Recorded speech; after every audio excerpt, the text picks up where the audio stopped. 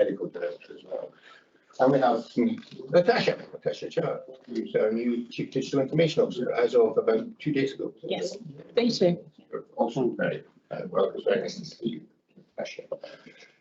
And Karen Spellman will be joining us on for item 8, as you might expect. And we've got 2 nursing colleagues with us to again, Debbie will introduce to talk about the staff story and the whole story. I was going to say it's the Christmas story, really, but probably a bit more of a horror story than the Christmas story. But anyway, Debbie will do all the introductions for that. So, Debbie, staff story. Thank you. So, welcome, Nate and Tom. Really good to see you. Nate and Tom work in our clinical operations department. I'm sure that they will introduce themselves. We've got a video to show you first thing before we open up for some questions and thoughts and comments. Because I just want to start really by setting the scene that we knew that this winter was going to be difficult.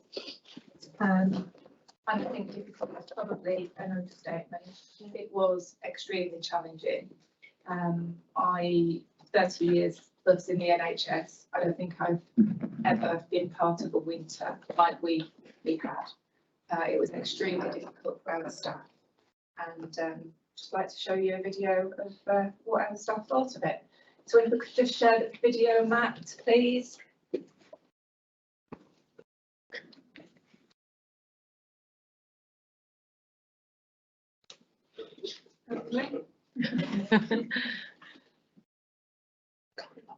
I was about to say that was clever, but it's not quite. This is where we all look at Natasha and go, get used to this. If when it goes on, you know. Very heavy focus for the notes. No. No. Oh, shame. Critical incident is when we have got more patients coming into A&E than we have beds available. When we're in critical incident, the biggest change is the pressure that you feel, and I think the pressure that the whole team feels on the ward. Moving a lot more empty beds into wards, we were opening more wards. We did run out of beds at one point. We were putting beds on wards, leaving them in corridors. One of the things that we had to do as a result of that was implement our winter plan, but what that entailed was opening additional beds. Some of those beds were in our day surgery unit, and some of those beds were in our ITU annex, and other beds were simply on wards, putting additional beds onto those wards that were already full. What I was most concerned about was patient safety and our staff well-being. There were a number of staff working long hours, coming in on days off to support our trust values and our patient safety. My concerns going to the critical incident here at Kettering was patient safety. The waits in A&E were the longest I've seen. So one of the areas I was particularly concerned about was critical care, and at times they were full, which meant that we had to move patients out of KGH to other ITUs in the region for them to be cared for. What concerned me the most is the length of time we were in critical incidents and actually what happened as a result of the critical incidents. Patient movements were up. We were moving a lot more patients around trying to get space in the rooms that we could get. The biggest thing is the talk of taking risks or making slightly more risky decisions than you would usually make on your day-to-day basis. Making the decision to go into a critical incident here at the hospital during those few weeks in December and January was really difficult. It was difficult for the senior team, and it's even more difficult for the teams that face patients day in, day out throughout the organisation. One of the biggest impacts that had on me during that week was making that decision to cancel cancer cases, because that's not anything that we do lightly. There was a real compromise to be had in terms of the patients that were coming through accident and emergency and patients that needed to come in for elective care. The amount of work that was put in and demonstrated by a whole number of workers was also attributable to the concern over welfare and resilience and the ask that we were making. We've had to rely on screens to maintain patient privacy and dignity, taking on the extra patients to try and alleviate some of the pressure in urgent care. We've had to source things like lockers, trolleys from other areas to try and accommodate the additional patients. Just the work that goes into that, and then obviously the lack of space, you know, it's just the ward becomes very undignified. The problem is when you're fully staffed, the shifts are fine. When like my shift now, we've got 3 people off. We've got 2 off sick on night shift because there's only 7. 2 go up to A&E, and that short night shifts are a problem. From a clinical point of view, wards have more patients than they normally have, with frequently less staff than they would want or need. And that, as a professional, has been really difficult. What kept me going through the incident was understanding and recognising that patients that were relying on us to do the right thing, to work outside of the box, to deliver them the highest quality care that we could offer in some very pressured and challenging times. So in the space of a matter of hours, we'd opened the day surgery unit. In a matter of hours, we'd opened our ITU and annex. And everybody is just so brilliant at just coming together when it is most needed.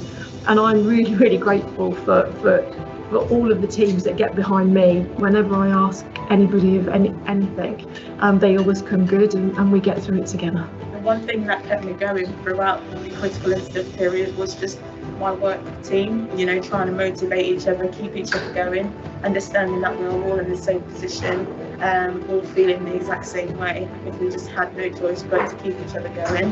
The thing that motivated me most during a critical incident was that everyone works as a team to get the best outcome for the patients. So I would just like to take this opportunity to thank everybody that works at KGH, because we couldn't have got through those 2 weeks without every single person pulling together at KGH. So huge thank you from me. And it's been tough, really tough, for individuals and working as a team. But actually it's working together as a team here at Kettering that has kept us all going. And the fact that we've made decisions together, not just as a senior team, but throughout the groups that we work with. I hope it gets better and easier, but there will be times when we're faced with really challenging decisions again. And I hope that we can work together to make those decisions the right decisions. Thank you, Matt. So I hope that gives everybody a flavour of what happened with our critical incident over the Christmas and into the New Year period. It was tough. It was tough on our staff. We were concerned that we wouldn't be able to keep all of our patients safe, and some of the decisions that we had to make were quite challenging, especially around urgent and cancer elective operations and outpatients. There was a huge amount of planning went into how we will cope over winter, and I think there is still some learning to, well, we weren't expecting the twindemic. This is the new word for the flu and COVID that came together just before Christmas. We certainly weren't expecting the acuity of patients to increase in the way that it did. But for me, the camaraderie on the ground during that critical incident was just phenomenal. The staff really stepped up, and I am super proud of everything that they did in that period. And also the exec team who just worked tirelessly. So thank you to them too. We open up for some questions, and of course we've got Nate and Tom here as well in person to talk about or answer any questions about how it was for them. We've got Fee as well, stage screening. Did exceptionally. Debbie insisted.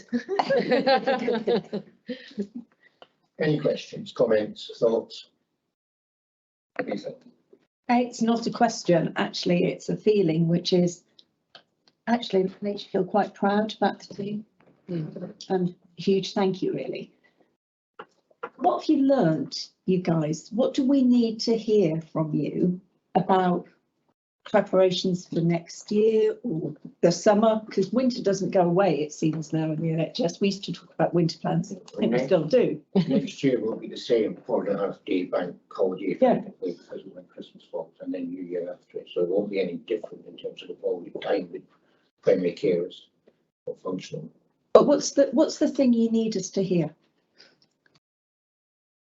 For me, I think it's important that we absolutely need to recognise and share the message that the the staff are there to support the ask of those that sit within this room now, and they were more than willing to do it. It didn't go without its challenges, but the staff absolutely had patient safety at the forefront of everything that we did, and it was nice, and it was reassuring professionally to be able to hear the challenges that were coming back from those that were the named nurses on the wards that we were asking to deliver that care. They were concerned enough to be able to come back to us and say, this doesn't feel right, and it didn't feel right, and it wasn't right, and that was really reassuring from my point of view as a registrant to hear that, but then have the support of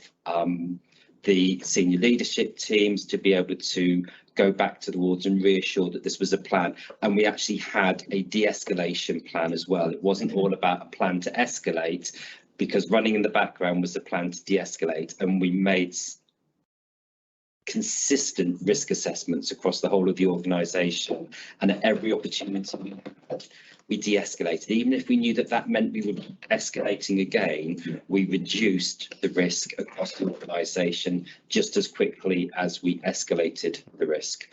I think that there was a feeling sometimes of how the risk was shared outside of the acute trust, in terms of where there might be some support and not a recognition, because I think people recognised, but it's about how sometimes when you're not in it, you don't actually see it and you don't feel it. You can empathise and sympathise and support. There were some equipment challenges, I think, and understanding that when we needed to escalate rapidly, where the support services and the equipment was at a moment's notice. And I think if I were to look back and do this again, it would be how are we storing the equipment? Okay. Where is safe within the organisation to store equipment? So at a moment's notice, when we need to re-escalate, and we saw one of our colleagues talk about lockers and tables. It's those things that add to the quality of the care that we're trying to deliver as well. I think there was a lot of Debbie will know as well. There was the nurses worried about their registrants as well. A lot of them came and said, oh, I'm worried about putting my pin at risk. So they were worried about their own, maintaining their own safety with their own qualification as well. I think we had that from the doctors as well. They were worried about taking riskier decisions.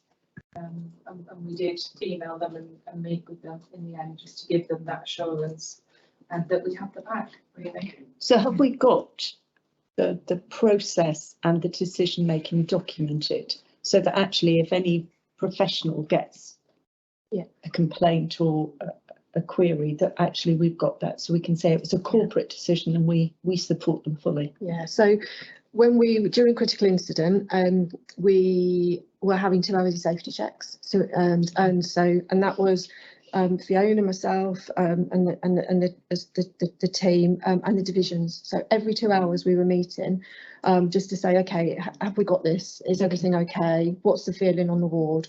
But also documenting that as part of our kind of silver and gold command as well.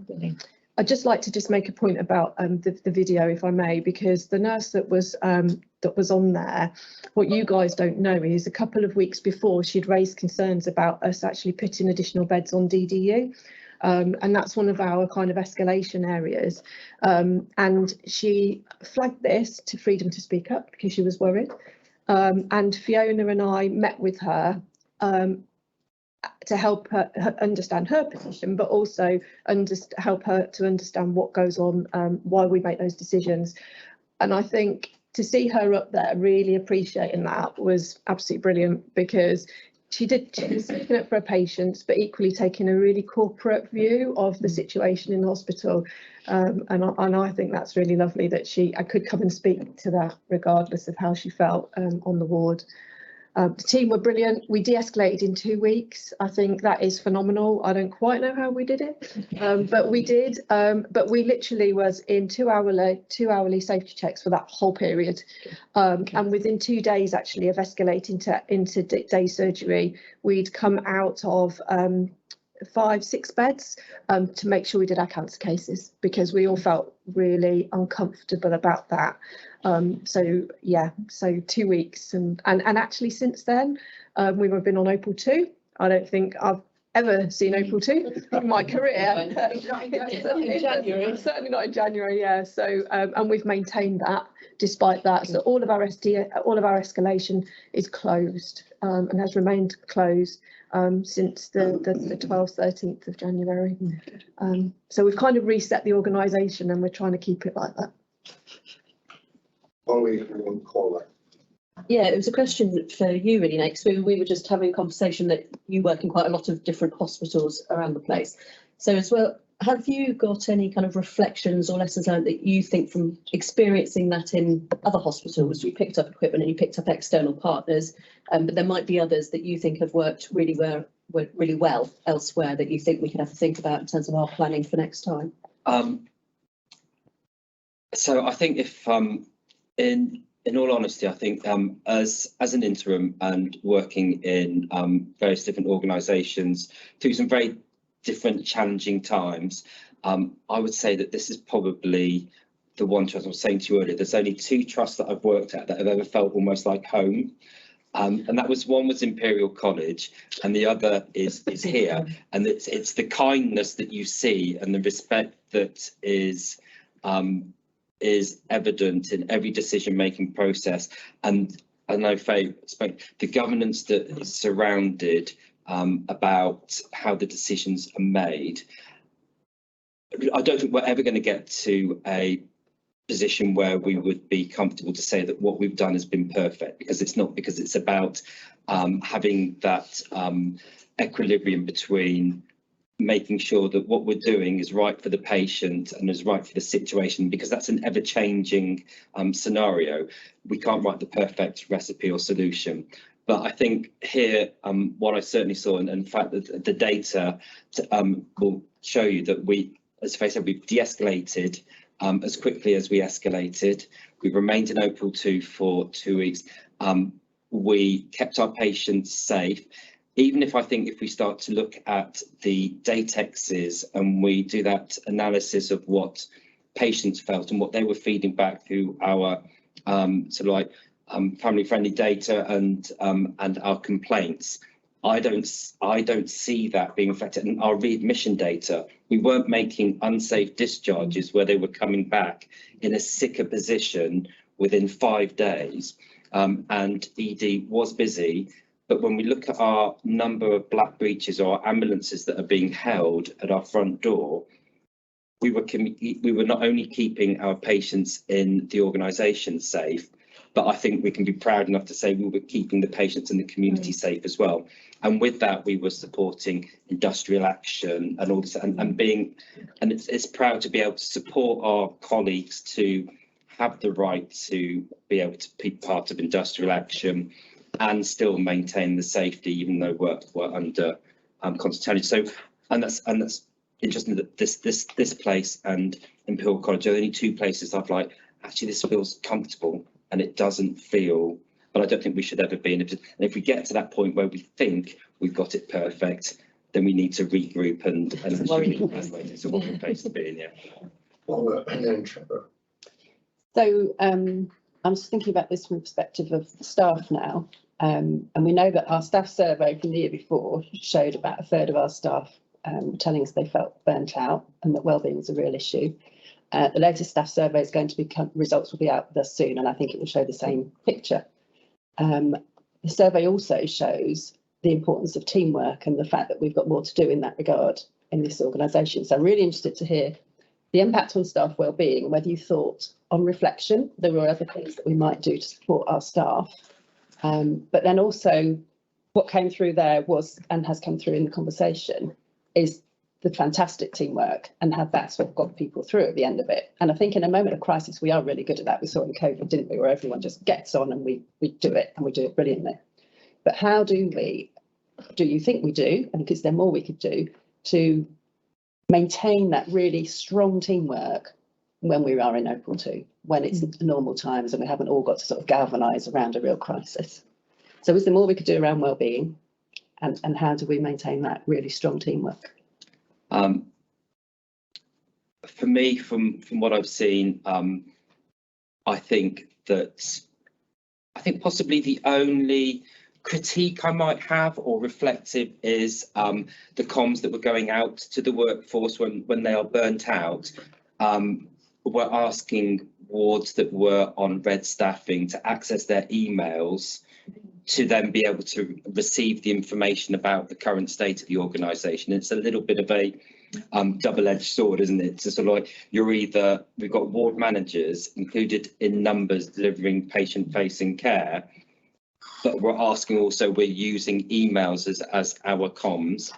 I felt burnt out. I don't think there was anybody that didn't feel burnt out, but I felt burnt out slightly differently because when we were really up against it, all I had to do was look around me to find that Debbie was there, that Faye was there. We were all there till 8 o'clock at night, even pushing beds. Wayne and I were transferring patients, and that's the right thing to do. And I think that having or understanding and having those, sometimes I think there's a little bit of a gap, a perceived gap between senior leadership teams and those that are actually delivering the care. But I saw a lot more of professional leadership teams actually out on the shop floor and being there to support, and they were very visible. And I think that supports when you're feeling burnt out and you're feeling the pressure, knowing that, for example, hopefully for my team, I'm not just grabbing my bag at 5 o'clock and that's my working day done. I'm an interim. Thanks very much. This is what I get paid for. This is my working day. I'm off. It's actually, I've got your back. Everybody's got each other's back. And so I think for our team, or my team, being visible on the wards, understanding, going down to ED, going down to all the wards and saying, here we are, this is what we're doing, do you need any help? Hearing that word, I think I probably sound a bit like a broken record on every bed meeting I do, but I always make sure people hear the word thank you. Always make sure that people are thanked at the end of every single meeting. Have a good day, thank you for what you're doing. It is recognised, because that goes a long way.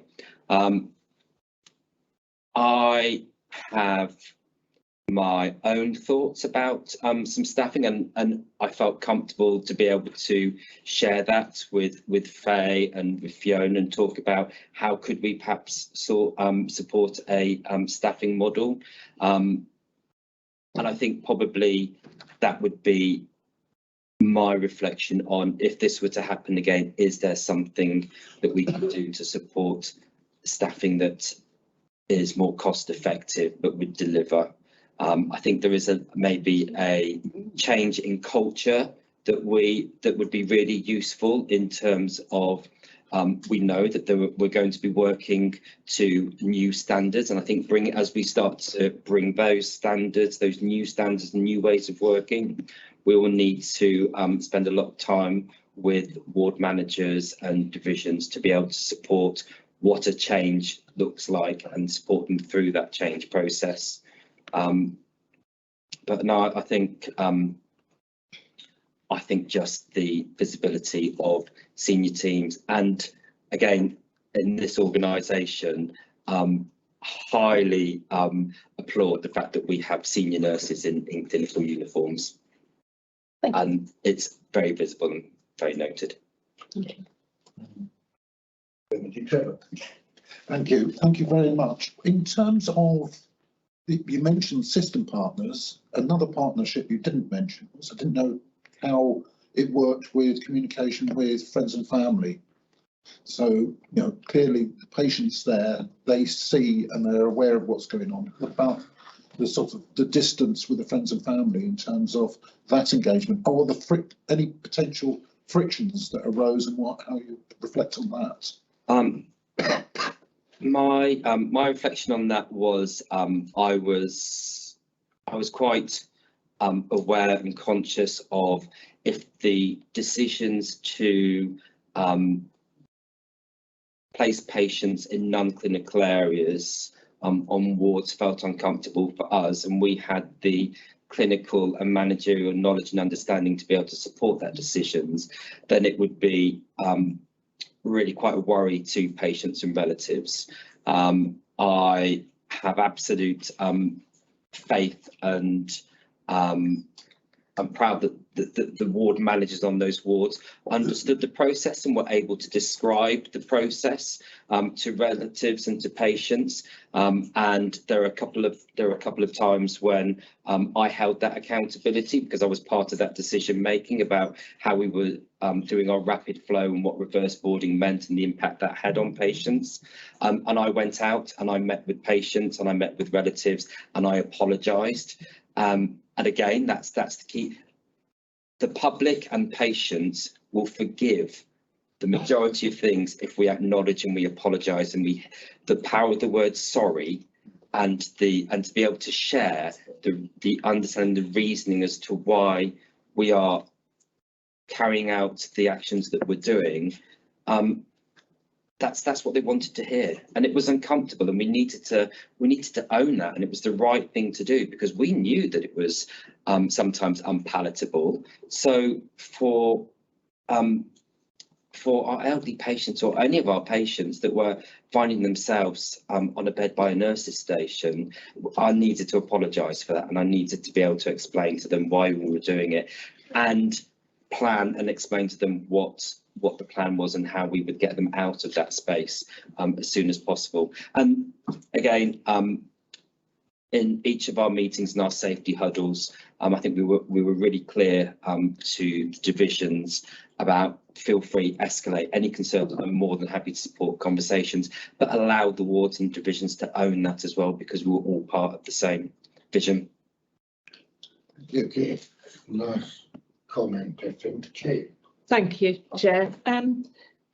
Thank you, Nate. I think there is something, I obviously wasn't in the organisation at this time, but in another provider organisation with similar challenges. I think there is some learning to take forward for future capacity issues or staffing issues or whatever, and that's around how we describe it to our patients. So I think we need to be really clear that we've met our safety checklist, if you like, before we open up those beds, that we've put it through that level of scrutiny, etc. So I don't think we'd want patients to feel like they're getting a second best deal or a different deal, but to be really clear about why we're doing it. And you're absolutely right, Nate, that going and having a face-to-face conversation. But I think that would be the learning to take forwards. Okay, thank you very much. Thank you for the story and difficult report. A couple of thoughts really. It clearly was difficult across the system, but by the time the 28th of December came, there was a time when not only were there 9 ambulances queuing here, but there were 19 ambulances queuing outside MGH, which is pretty much the ambulance fleet of Northamptonshire, and they were there for a long time. So both trusts were under enormous pressure with senior staff in. There's not much more that consultants can do when they decide a patient needs a bed, if there aren't any. The decision making was fine, but the volume of available beds at one point, the porters said, was very difficult. So I think much of this debate, quite rightly, has settled on how do you cope with it when it happens. The other half of the debate is what do you do to stop it happening? And we have, Debbie and I asked at I think we made it clear how difficult, and I think the phrase used was we need to feel our staff's pain around how difficult this was for junior doctors and nurses. So we asked them to start now a review of what happened, because as Debbie said, there clearly were some arguably one-offs, the pandemic and COVID, and two were both not quite peaking at the same time, but we're certainly running at the same time. But I think in many ways the lessons were around preparation, because as I say, next year is going to be a 4.5 day or 3.5 day bank holiday again, effectively from Friday lunchtime through to Wednesday.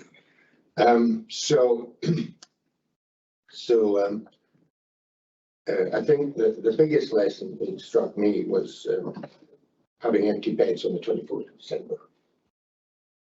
We went into it full, which normally you wouldn't do.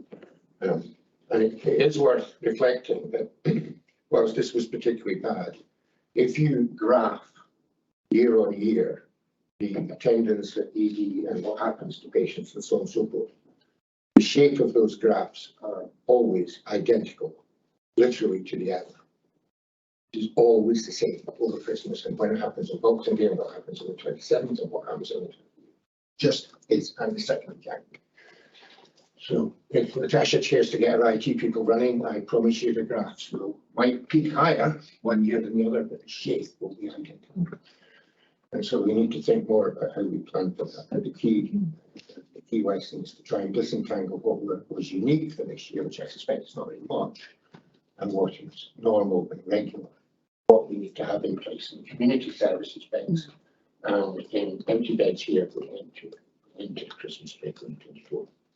So on that, thank you very much. Thank you very much for your story. Thank you very much for telling us and the good bits of it.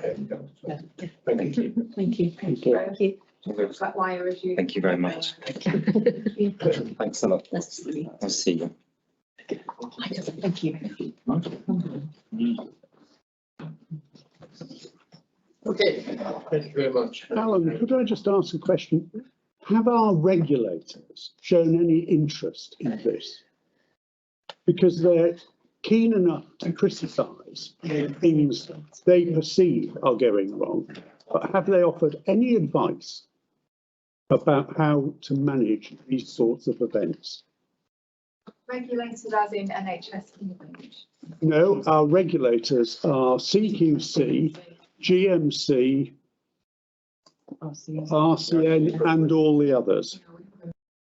And I think that is actually one of the serious issues that the system is facing, that the regulators simply criticise but don't add anything. I don't think we had any criticism. In fact, we didn't have any criticism from them during that period. But equally, because they were all on holiday. we didn't have any Sorry. contact with them either. You want to have the clinical staff that work. I mean, it really is. This is the thing that really concerns me. We have organisations that dive in, criticise, but don't actually make any effort to support. And we've got really good people working incredibly hard. Okay,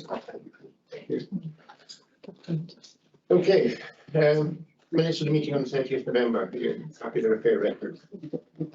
Yes. Yeah, and the action log is 2 brains and not yet due and so on.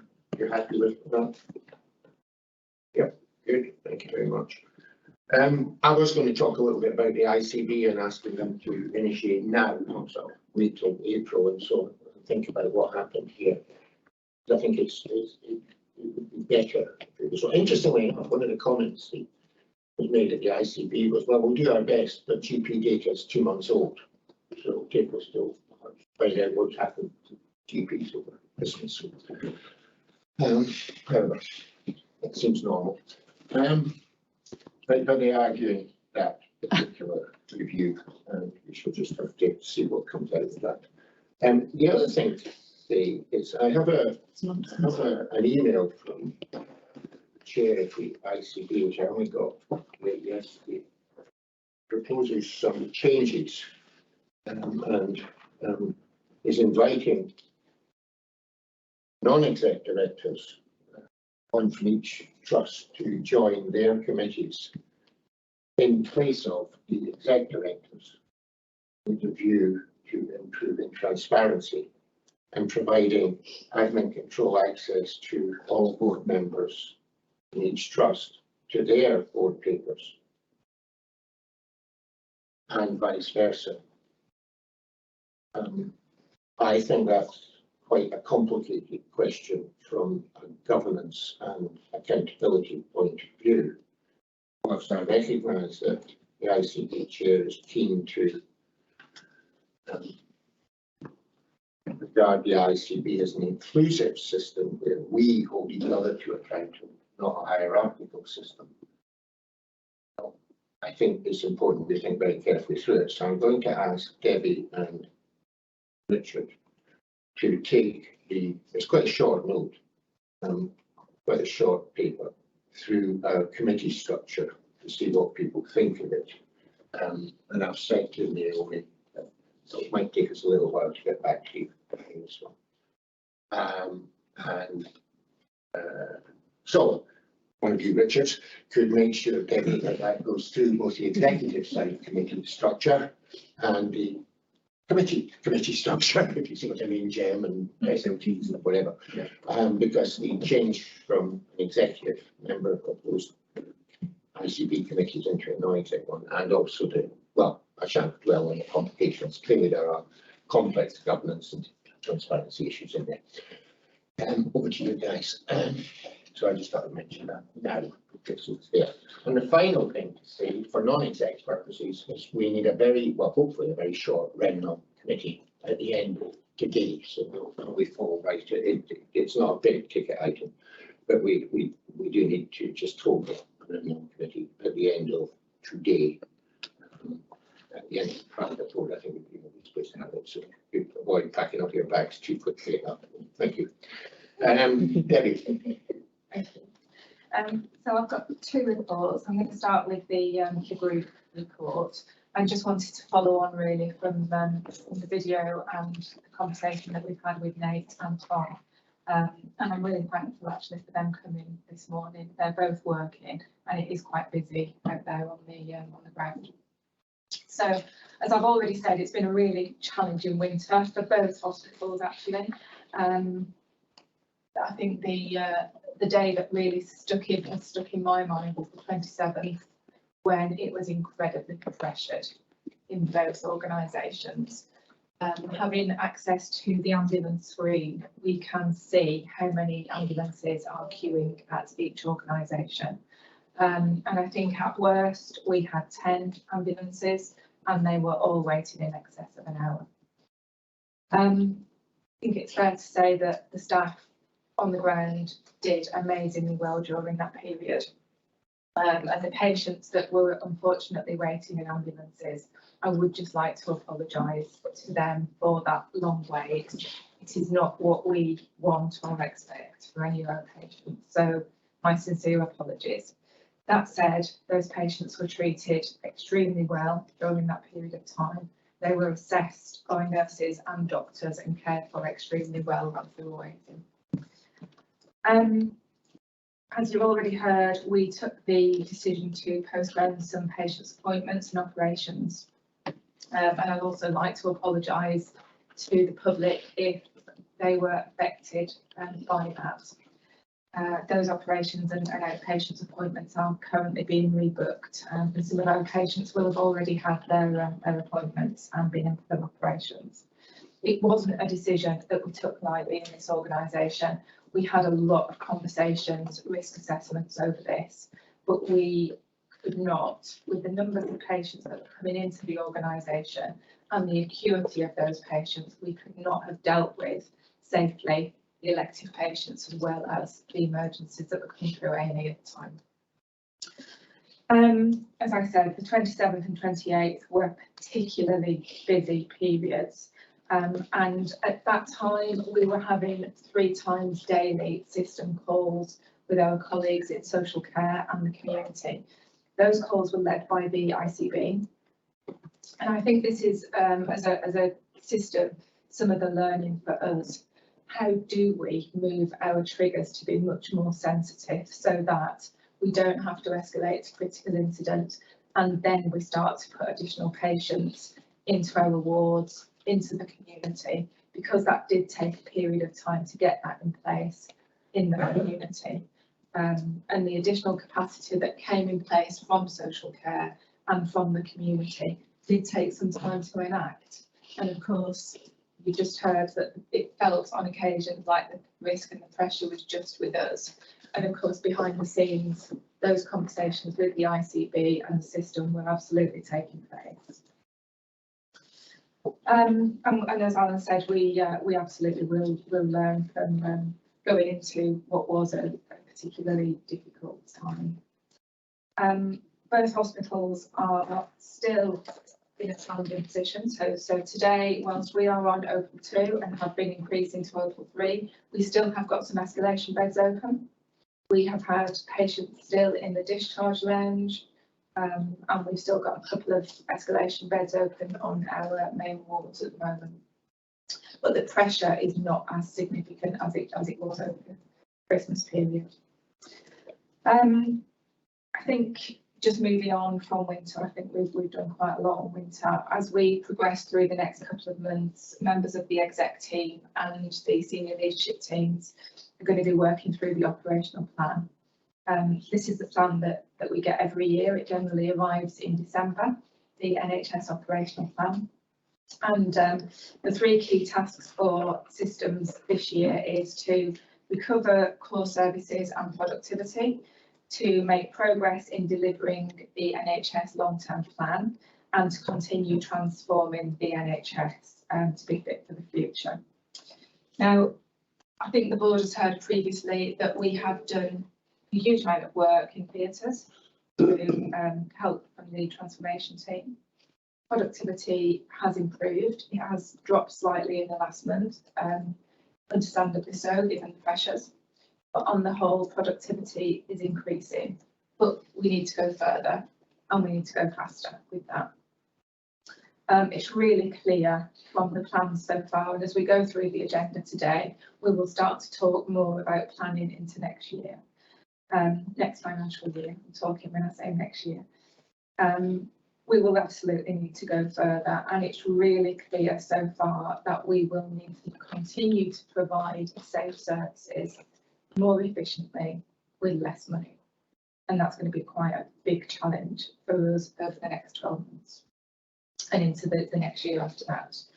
I'd just like to end by saying this is my first group chief exec reports, and I'd like to thank all of the exec team and the senior leadership teams across both organisations, actually, because whilst I am balancing the hospital chief exec and the group, the support from my colleagues has been phenomenal. So thank you.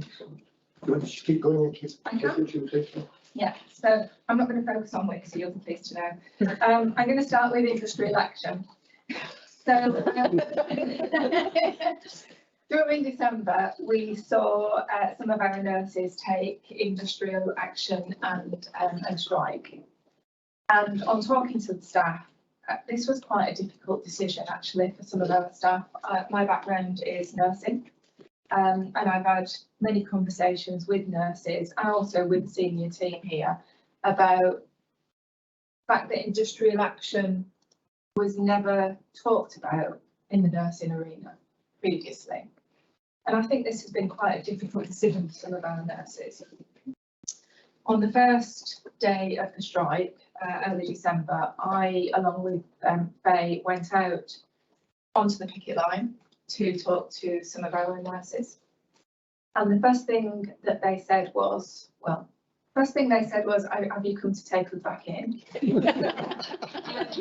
When we were able to say, no, we've come to make sure you know that we are sending out some coffee and tea for you, they then asked, are our patients safe? And that was quite humbling actually at that point.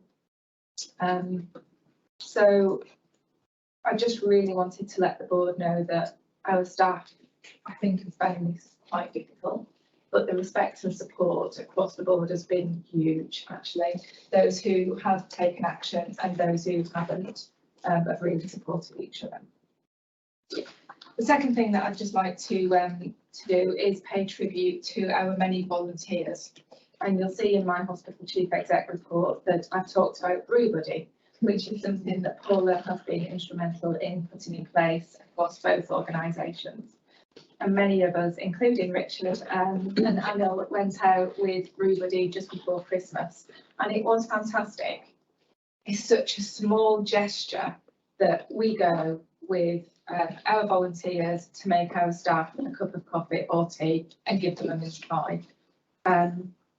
the morale boost that I personally got from that was huge, actually. And I can see some nods around the room as well. So again, this is just one of the services that our volunteers provide for us. It has a big impact, and I'd just like to really thank our volunteers for the work that they do.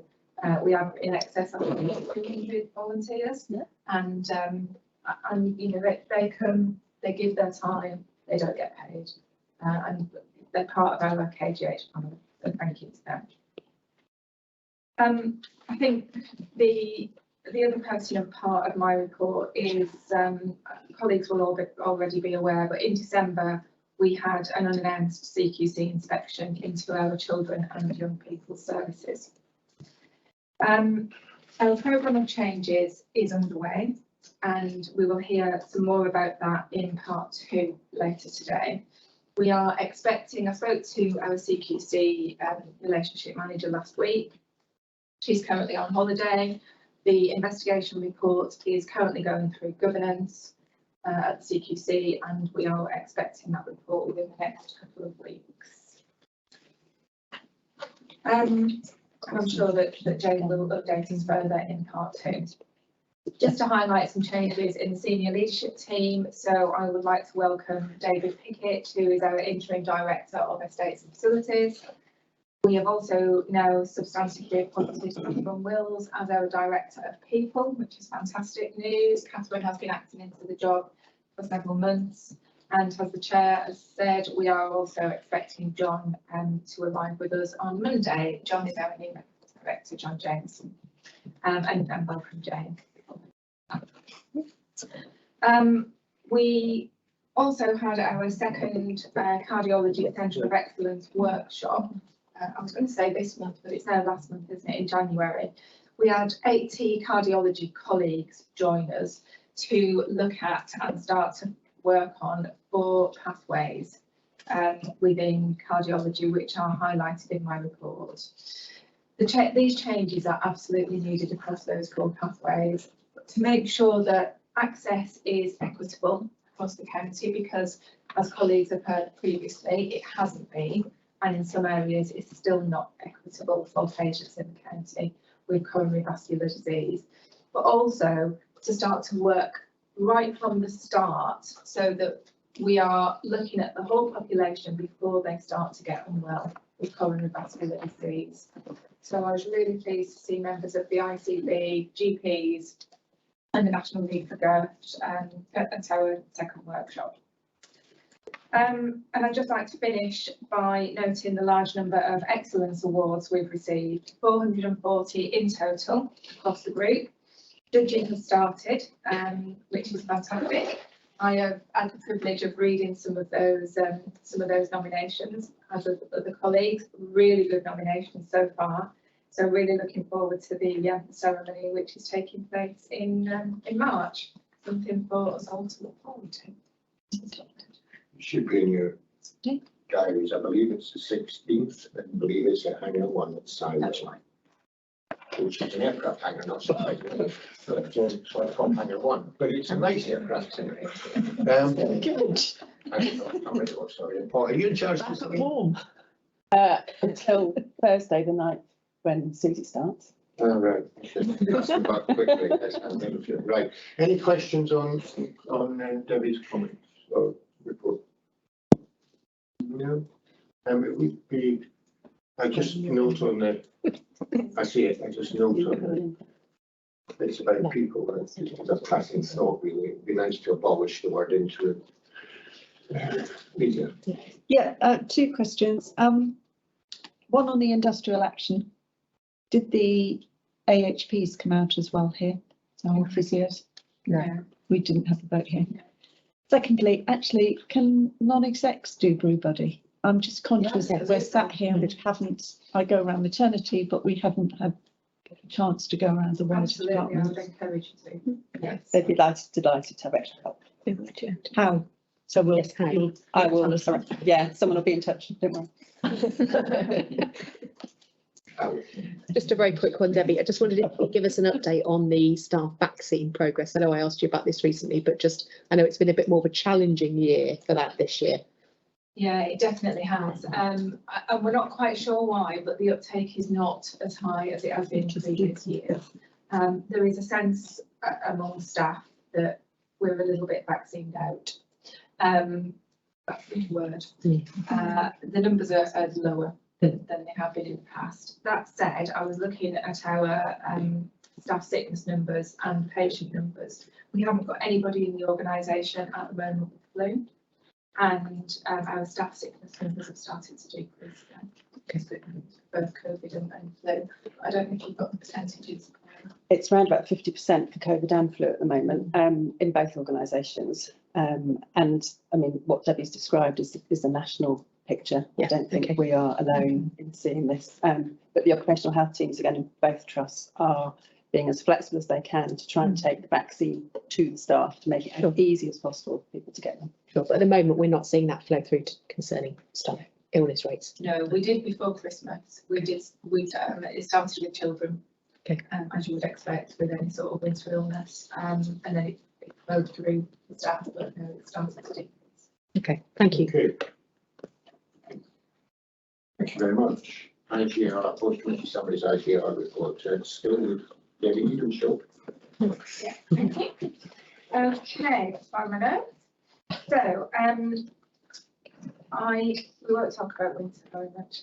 Let's go straight into the group transformation committee and Lisa, please. Yeah, so we had the group transformation committee on the 16th of January. Just to note, the length of the committee meeting was shortened in light of the critical incident that was happening at the time. So we reduced the agenda down to an hour and decided really to focus on the priorities for next year to ensure that we were aligned and had a robust plan going into next year.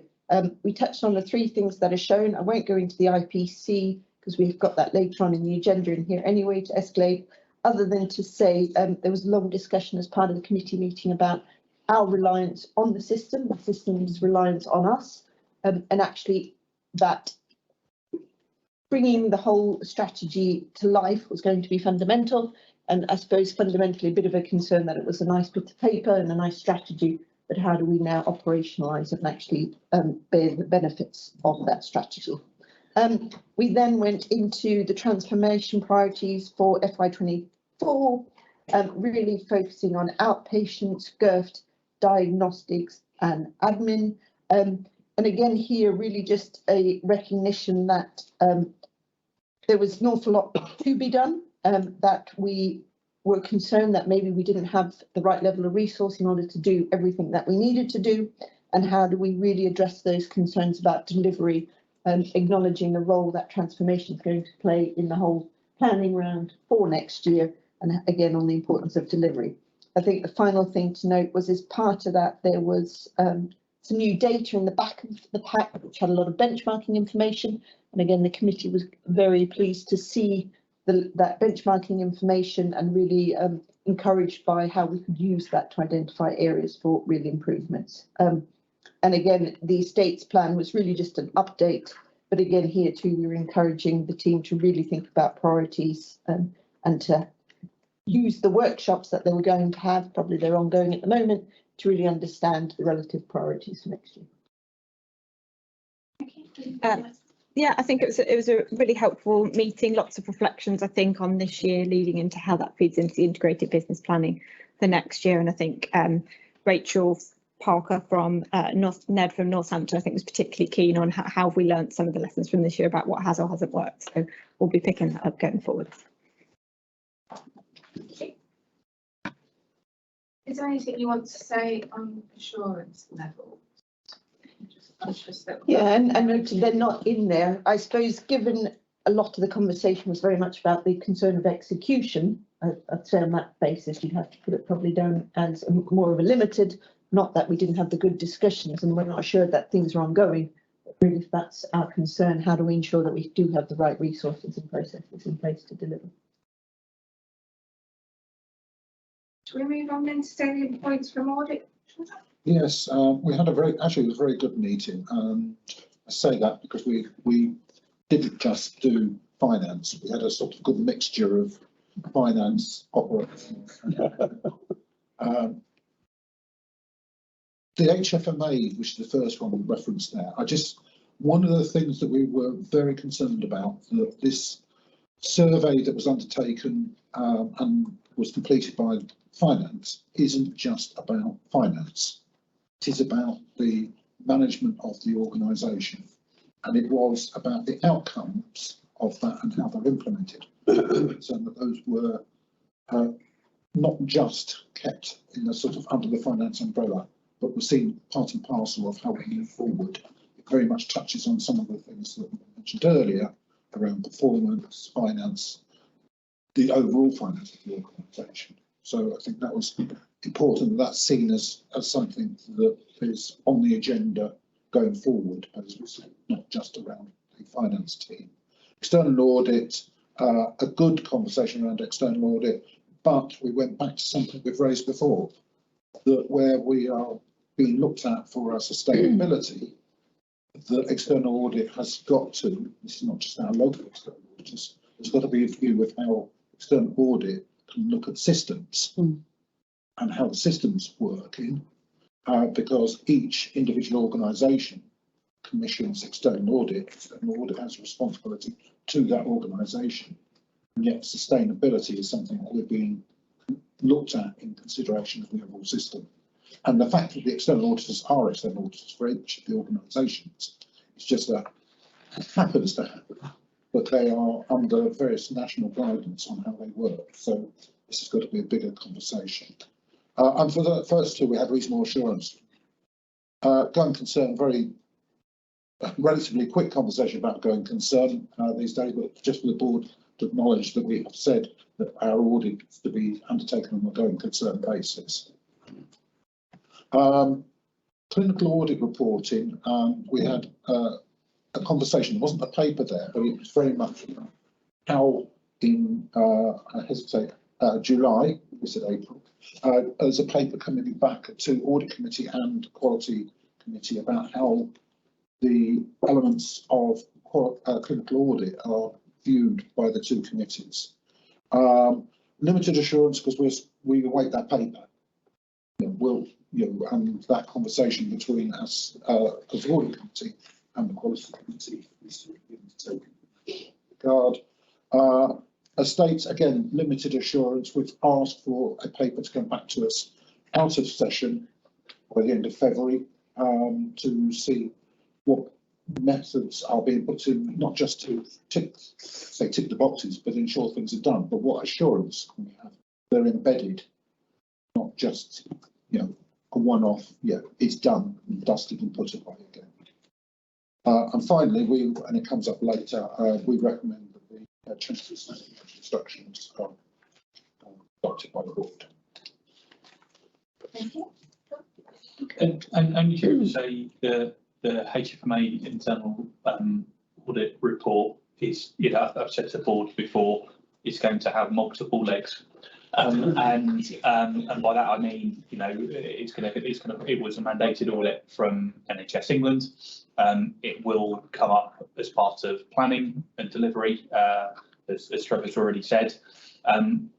There were a few issues that were raised in the audit, predominantly around process and our response to that audit, which have been resolved, and hopefully to the satisfaction of the audit committee. And in terms of the overall scoring against that kind of framework, we were in the pack. So TIRA helpfully provided a comparison of where we sit, and they were comfortable that the body of evidence that we provided to validate that scoring again was reasonable and justified. So my expectation, we can have a conversation outside of the board on how it comes back to the board, but my expectation is that it then forms part of how we go about delivering the plan and moving forward, because this is essentially around resource planning and controls, and clearly that's going to be fundamental. But Trevor's quite right, we need to work out how we weave it in, how we are performing against it, and all of the things that are part of it will come back to us via NHSE. But we need to have a grip on that for our own benefit, not just because of internal oversight. Nothing else to add to that. Thank you, Richard. Thank you. Just to say on the estates risk item, had some really positive conversations with our new director of estates, this Kettering site around capacity and capability in the team around health and safety and compliance management, and we'll continue to oversee that in the health and safety committee. And I think we're also strengthening health and safety management within estates and facilities. Yes. Okay, let's move on then to digital, and Alice. Thanks, Debbie. I think I won't go through the detail that's in the report because I think that's self-explanatory. I think it was a meeting at a time of a lot of change within the digital team. It was in the midst of not knowing who was going to be the group CDIO. So it was somewhat of a holding position meeting in some senses. And I think also in terms of what are our priorities going forward, and acknowledging that we had hoped just before Christmas to have a prioritisation meeting to look at what our priorities were for this coming year. That hadn't happened, and so we're in a little bit of a holding position on some of those things. That said, we had a useful meeting updating people on where we were, but a couple of the areas we are really on more limited assurance than we'd want to be until we know what that plan is going forwards.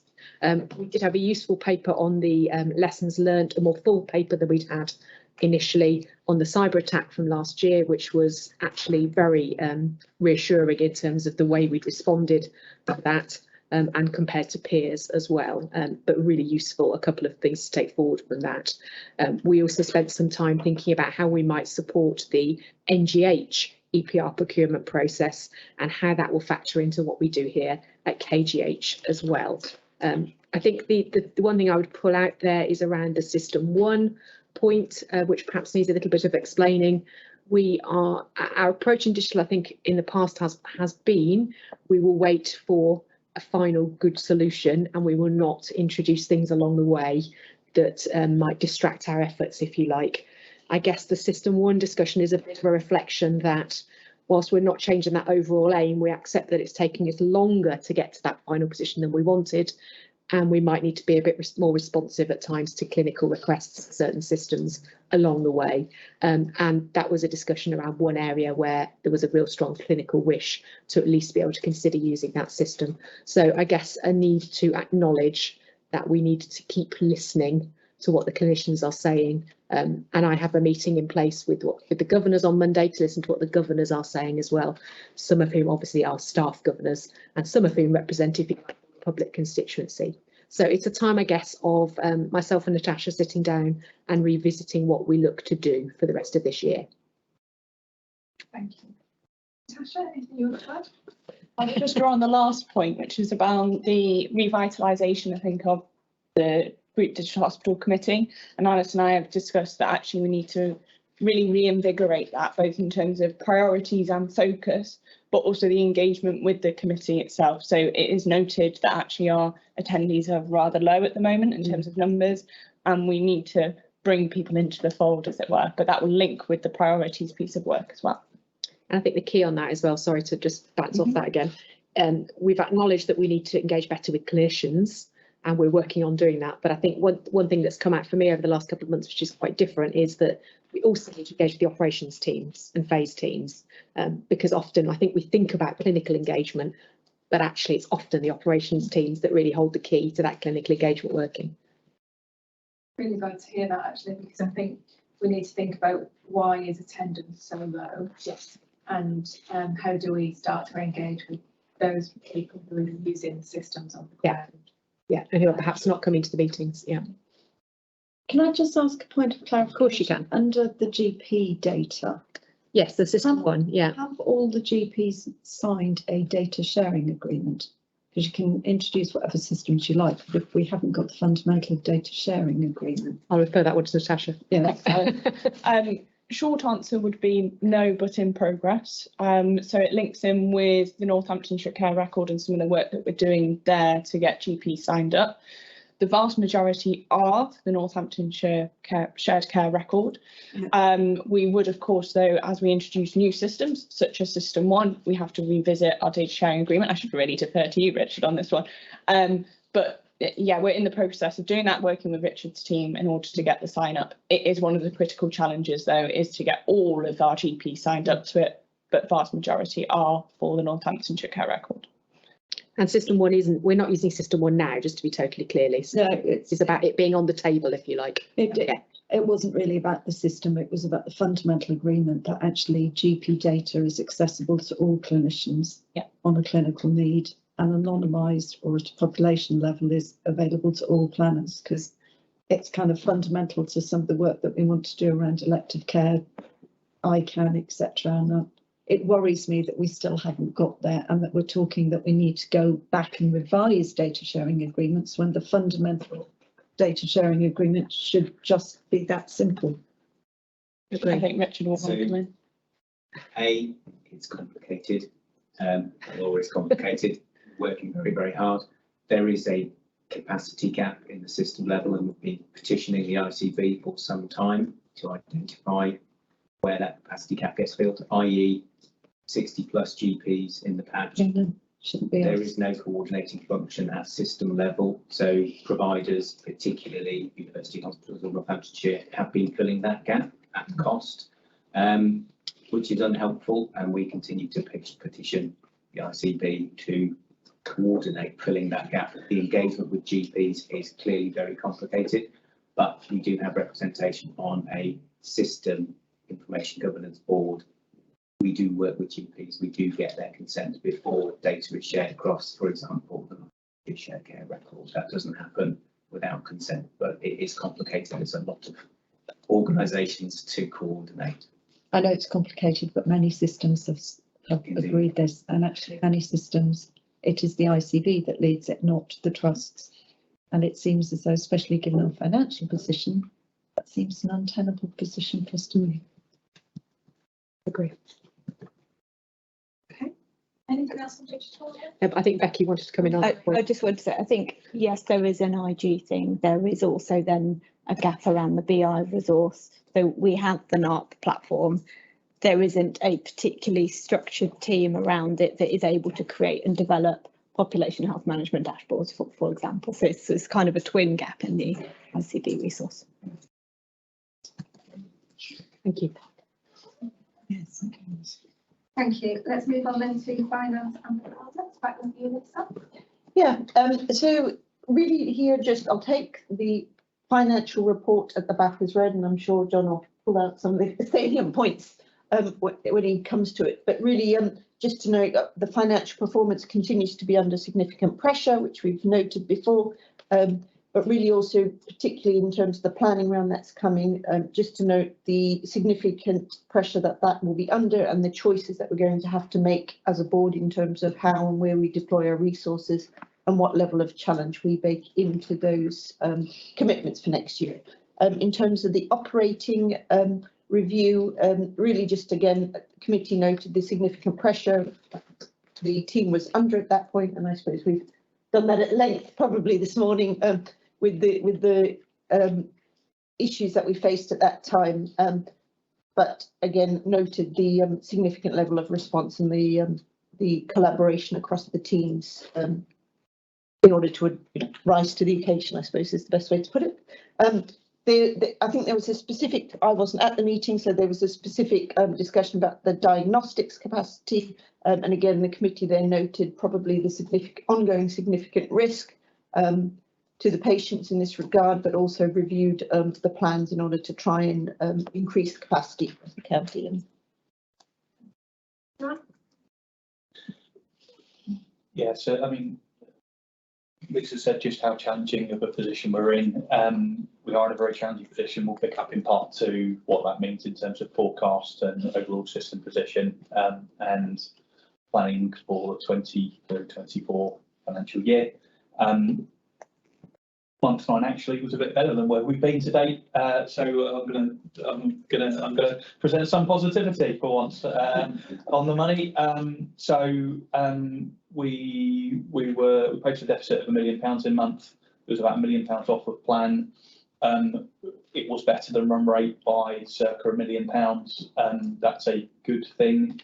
And that's in spite of the quite significant costs that we've incurred in responding to a critical incident in the back end of December.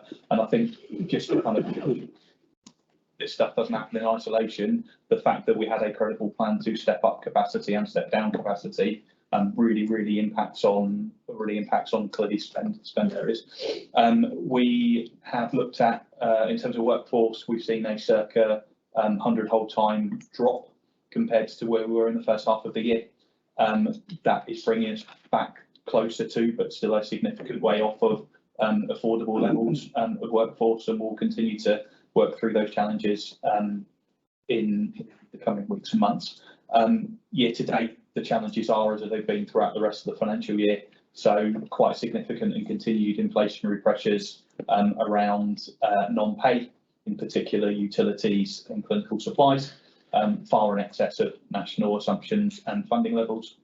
And those significant challenges that we have around essentially covering the cost of beds, both because of medically optimised patients that remain in our hospitals, and again in response to escalation due to the really difficult position we've been in operationally for the whole of this financial year.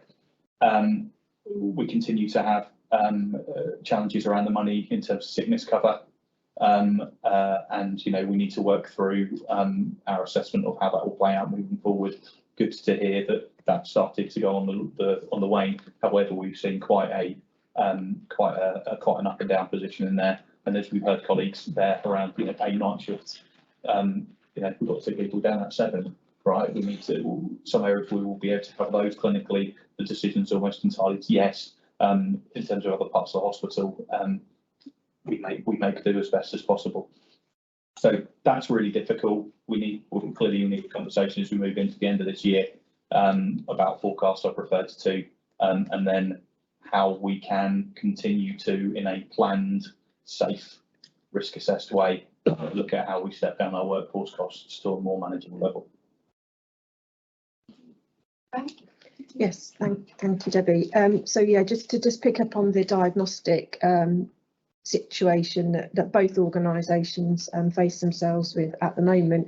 There is a national ask to reduce the wait times to beyond 13 weeks by the end of March. We will not be meeting that.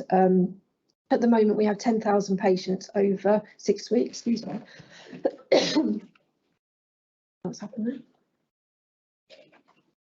Oh yeah, 10,000 patients over 6 weeks and another 5,000 over 13 weeks. Gosh, excuse me. So I think our issue at the moment is the impact that that's having on our elective pathways.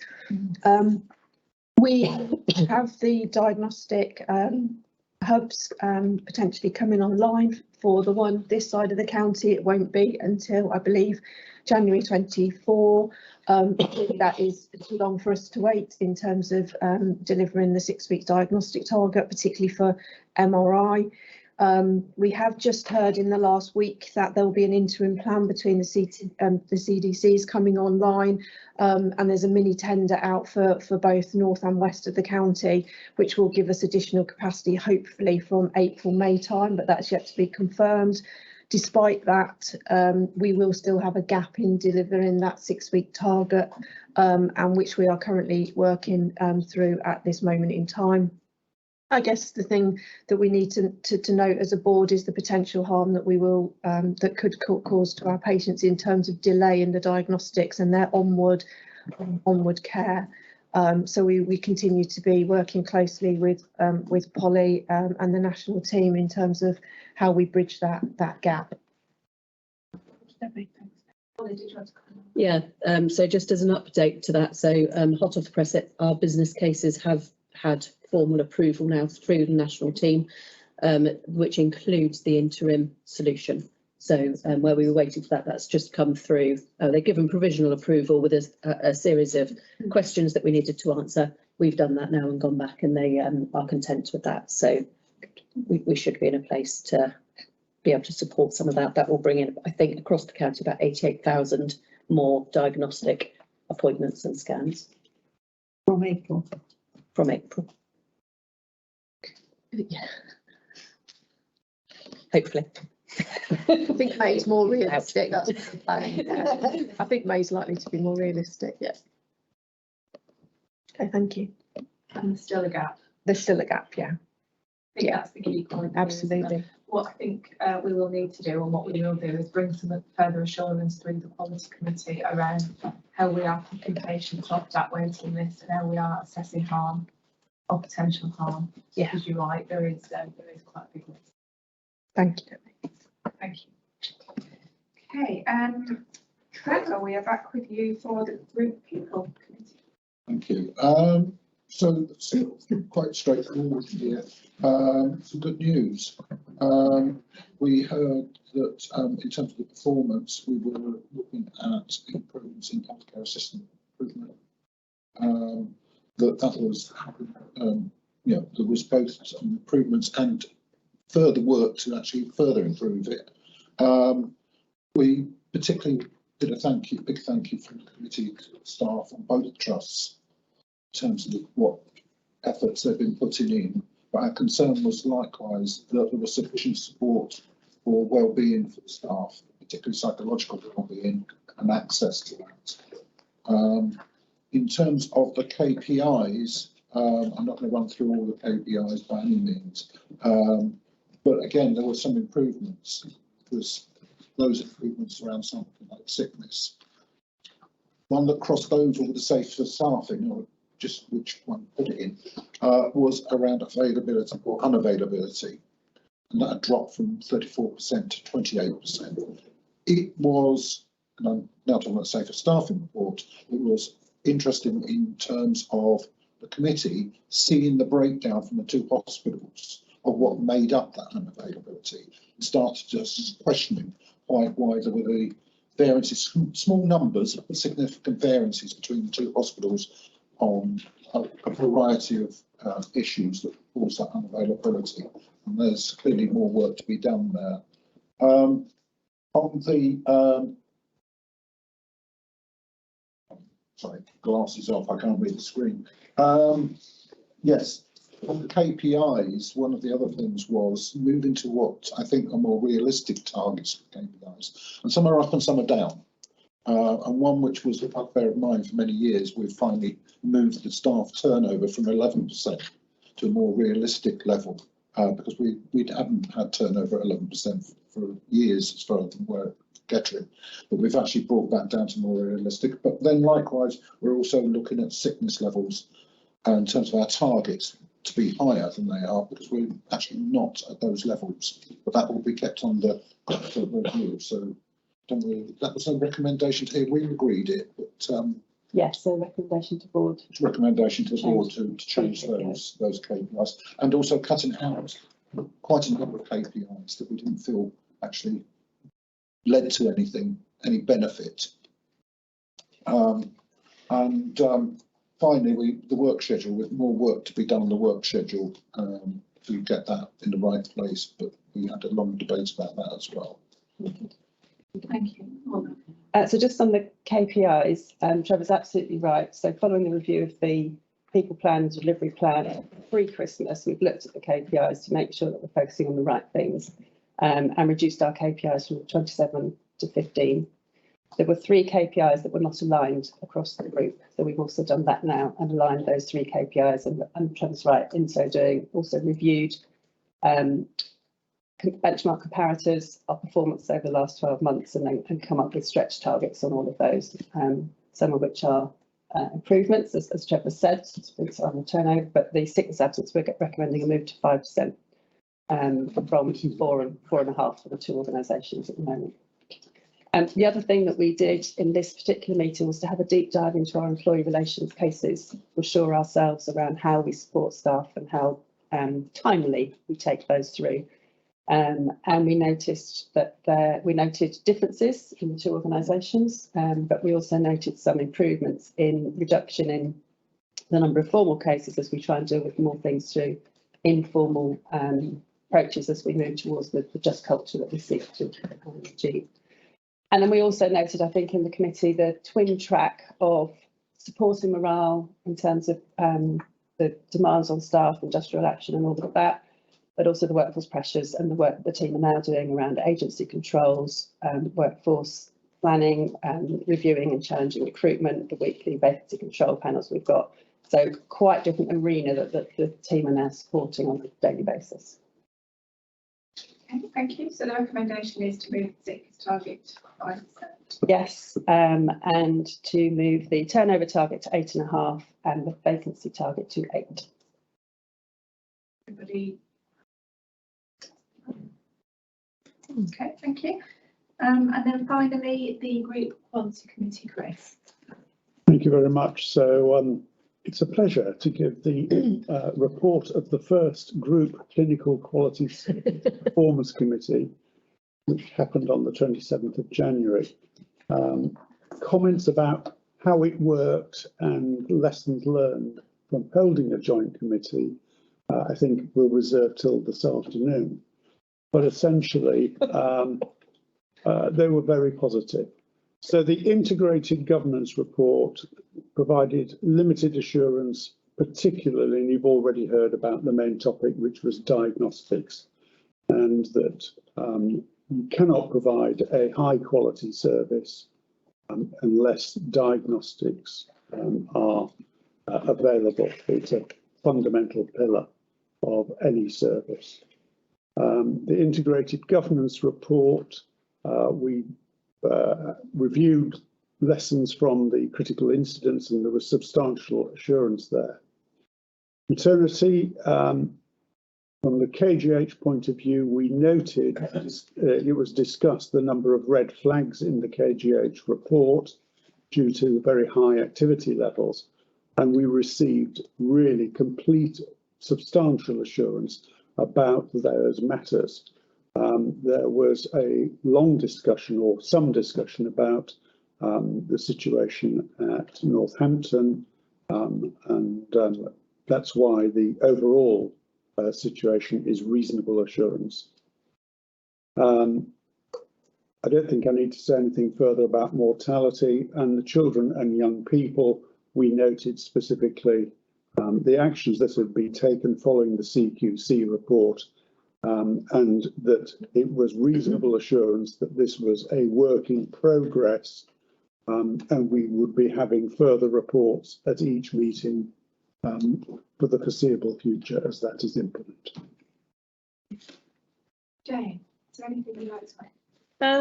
No, I think that was a fair and accurate account of our meeting. I think the part that we probably need to keep sight of is taking that learning from the children and young people's sort of action groups and work streams that we're doing, and taking that across our adult services as well.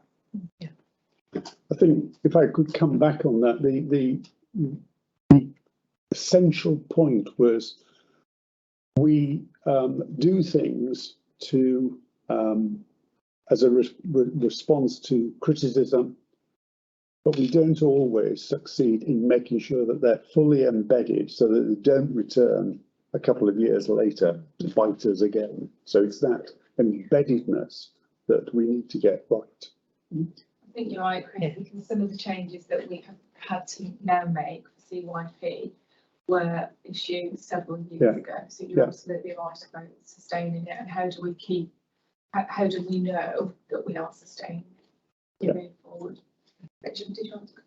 Yeah, just to note on the board's behalf, as Chris mentioned, the committee approved the trust's maternity clinical negligence scheme for trust CNST submission, and that was submitted yesterday in advance of today's deadline. Thank you. So that's the end of the board committee summaries. If anybody has any further questions or comments? Ellie, did you want to? Yes, there isn't an update this month from the Elective Care Board because we are actually meeting next week.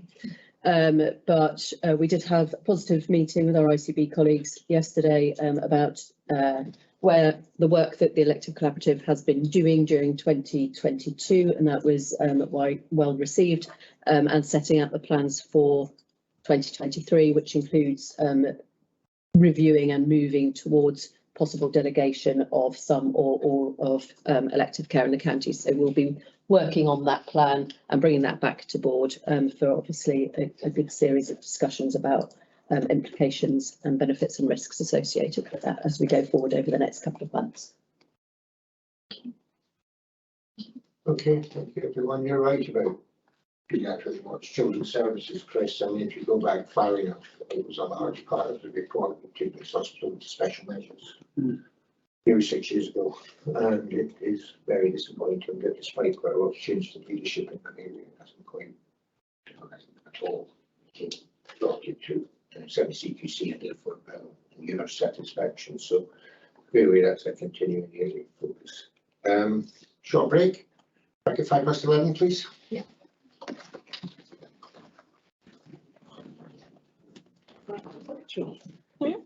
Seeing if we were right for battery.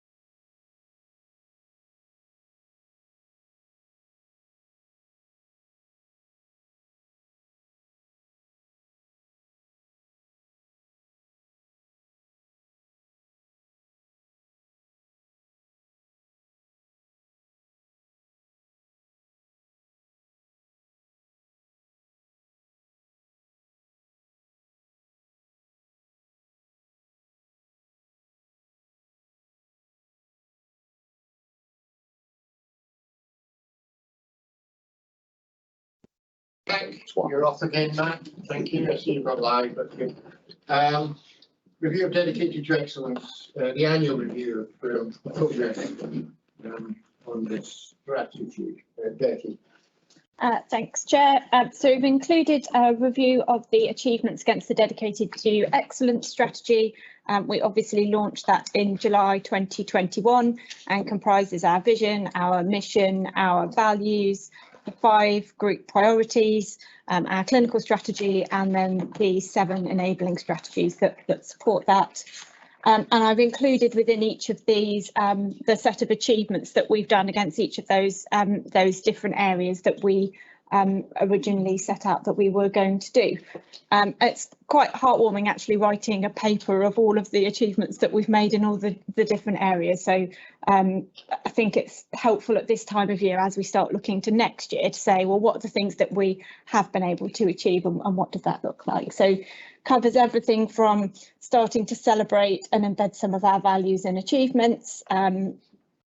Debbie was mentioning the excellence awards are coming up as well, which I'm looking forward to, having judged some of those. But we started to embed some of that celebration of our staff in terms of long service awards, promoting and supporting innovation with Dragon's Den. And then we had a set of priorities, most of the metrics of which are tracked through the integrated governance report. But we had some areas that we picked out that we were going to specifically focus on. So for patient, that was around patient and public involvement and making sure we're improving communication. And we've been really successful with a number of kind of national awards that have recognised some of our care development. You know, I think we've heard about the Community Stroke Service. We've had some fantastic listening events for our learning, patients with learning disabilities. Quality, the main focus was around deteriorating patients, and there's been some fantastic work in both KGH and NGH looking at supporting and improving that work. Systems and partnerships, I think we've highlighted through a number of different board committees how strong our elective performance is compared to other systems. So I think that's an area that has been really strong, notwithstanding the hard work and dedication and effort that's taken from our staff, and a number of initiatives around green environmental sustainability, really driving forward that green agenda. The focus on the people priority was around better supporting our staff and our managers. So there's a new induction process at KGH, and we had that as a staff story in the catering board in November, didn't we? And established the kind of management and leadership programme, which will help support different tiers of management across the organisation. Going on to the clinical strategy, there's been a lot of focus centred on the 2 centres of excellence that we have across the group, and Polly's team has started working through developing those clinical service strategies that will start to come through committees shortly for approval. And then I've highlighted some of the key achievements for some of the enabling strategies as well. More devices, ability for patients to interact directly with clinicians and submit some of their information to clinicians as part of their elective pathway. We talked about the volunteering services already this morning, an increase in volunteers in Kettering, cultural ambassadors, starting to align some of those key HR policies. We've now got a Pathway to Excellence lead in Kettering, who will be able to support the journey for that, which is really positive for Kettering. And in the academic strategy, I think really great to be part of the successful NIHR funding to become part of the Biomedical Research Centre in Leicester. So that has really accelerated some of those academic ambitions. Got several new bits of buildings. We've got the staff restaurant coming in Kettering shortly, hopefully. And Karen's obviously been leading on supporting our input into the integrated care system strategies that have been developed this year. So lots of things across a whole different range. So really this is around highlighting what some of those achievements are. Obviously, it's been an extremely challenging context that we've been working with it. And so there are some areas that we haven't made as much progress as we hoped. And what we'll be doing, and Karen will be leading as part of the IBP process, is to look at, well, what did we say we were going to do in each of these areas? Have we been able to do it? If not, what are some of those lessons learned? And can we see that tracking through into the metrics that we're tracking in the IGR so that we can set the priorities for next year? Questions, comment on this? Thanks. Thank you. Thank you, Becky. Really useful report. And as you say, it's quite heartwarming to see some of the success stories. One reflection, though, and I don't want that to take away from these success stories, is that particularly not so much in terms of the enabling strategies, but in terms of the 5 group priorities, my impression of the success stories is that they haven't necessarily happened because we've identified those 5 areas in a strategic planned way. They have happened, one might say, more incidentally, if you like. And I guess, would that be fair? And to what extent do we need to learn from that and be a little bit more strategically planned about that for next year? And then the other question was specifically around, you talk about the pulse survey. And I know that we used to see that as a board and we haven't perhaps recently. Can you give us a flavour for what sort of messages that is giving us as well? So in terms of the first point, I think you're absolutely right. I think there are some areas of work we have deliberately focused on because they're in the group priorities, and then there are some which have happened more incidentally. And I think there's some reflection around how often do we review those in committees? Have we got some of the reporting that sits alongside it? And I think there's some work to do in that space. Okay. On the people reports, I'll probably let Paula answer, but there hasn't been one since July. Okay. Because it's quarterly. Right. The comment perhaps misled me there then. There is one out at the moment. Okay, that's quite fine. So we're happy to pause that thought then. Yeah, I suppose it's building on what Alice has just said. So if I look at the quality, the 2 examples there really are as a result of group work, they're a result of internal pressures within each trust. And it is heartwarming to hear about people being nominated for awards. What I feel is lacking here is when we look at the areas for focus under the 5 pillars, the targets haven't been referred to. So this paper doesn't report on specific progress against each of those areas. So I cannot comment on actually how much we have delivered.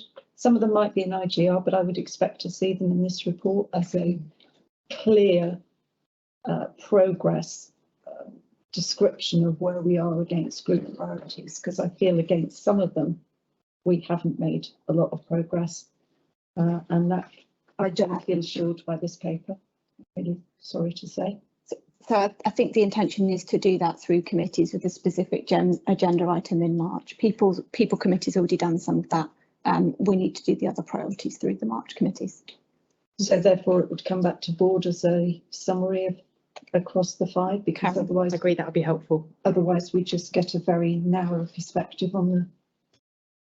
So I took through the, I don't know if you were there at the last board development session, and I know, so I took us through the priorities that we need to do in terms of the operational planning for 23-24, and actually and also a recommendation for how we're going to review these priorities and link that back in terms of what we've delivered so far and what we need to prioritise for 23-24. So that work is ongoing, and we'll go back through the committees in March and then come back to board as part of the planning for going forward for 23-24. So trying to link it back together.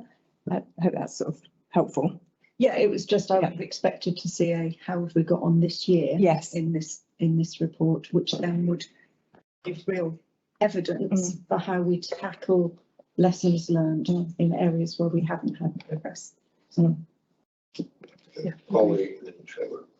yeah, it's just on one aspect of the paper actually. Not that I wish to appear in any way parochial, but on the sustainability section, the good news stories are all NGH, and I think as this is a Kettering board, it's also worth noting that there have been some very positive things that have been delivered at the Kettering Hospital as well on sustainability. We've won a Green Travel Award, and we're doing a lot. We've won some awards, awards to put on Sunday bus services between Corby and Kettering. We've got the Energy Centre that's been awarded that's going to contribute 58% to our carbon reduction target. So I just think as this is a Kettering board, it's worth highlighting that there have been some positive things here too. Yeah. it's sort of picking back up across Alison Lee's, but sort of going a bit further. So coming back in March to the committees, and there's something coming to commit the actual board, presumably after that. We launched this with a lot of fanfares and publicity across the whole trust. It's how do we take what we have got at the end of that process, having gone through committees and back to the board, out to the organisation to say, and this is what we did and this is what we're doing, because otherwise we're in sort of, and so what? How, and that's for me, whilst there's the group focus, it also needs to be very much MGH, KGH focus as well. Yeah. And it's that dynamic that we've got to be building into this as we move forward. Okay. No. Okay. I think a couple of things really on the basis of what's been said. The actual targets are quite numeric, most of them. So clearly, we would expect the committee in particular to be looking hard at the numeric achievements as well as the more descriptive achievements. I think, and that should come back to the board as some kind of consolidated assessment of what has been and what has not been done. Building on Trevor's point, so when you do launch these things with great fanfare, quite a lot of criticism you get from people afterwards is that, so what? So the so what question has to be asked and answered, and that's your point about publicising it in some significant way, close to the local communities, and in this context, particularly our governments. I'm more interested in the comment that the board set these priorities and then nobody paid much attention to it. I paraphrase, but that's kind of what Alice said. It's kind of what Becky agreed with. And I think as we go into next year, where I think most of us have agreed that prioritising the priorities is the big question for the board. The idea that we might do all that and then it not be the priorities picked up by everybody else is rather more worrying. So I think from my point of view, I'll be looking for some, what Farron talks about, clear and consistent thread showing that if those are what the board decides as priorities, not out any advice of gems and groups and all the rest of it, then that we have a consistent thread that shows that that's actually what people are spending their time on. That reasonable? Okay, thank you very much, everybody. Thank you, Becky. Integrated care partnership strategy. Go on, make sense of this then. Thank you. Thank you, Chair. So this presents here a paper which is the Integrated Care Partnership Strategy, which colleagues will have seen in various draft versions and we contributed towards. It's the final version here that's now been launched across the system. So it's here for noting and for endorsing. This is a high-level 10-year strategy for the system developed by all partners across the system, which sets out our ambitions for to support our local population to live their best life against the 10 ambitions that have been agreed. Clearly, it's an ambitious strategy. It's high level, as I said. It'll be underpinned by an outcomes framework, which is being finalised, a community engagement framework, and most importantly around our operating model and how we deliver this through PLACE and through our collaboratives, which are all evolving. So, you know, they're not finalised yet in terms of how all are up and running fully yet.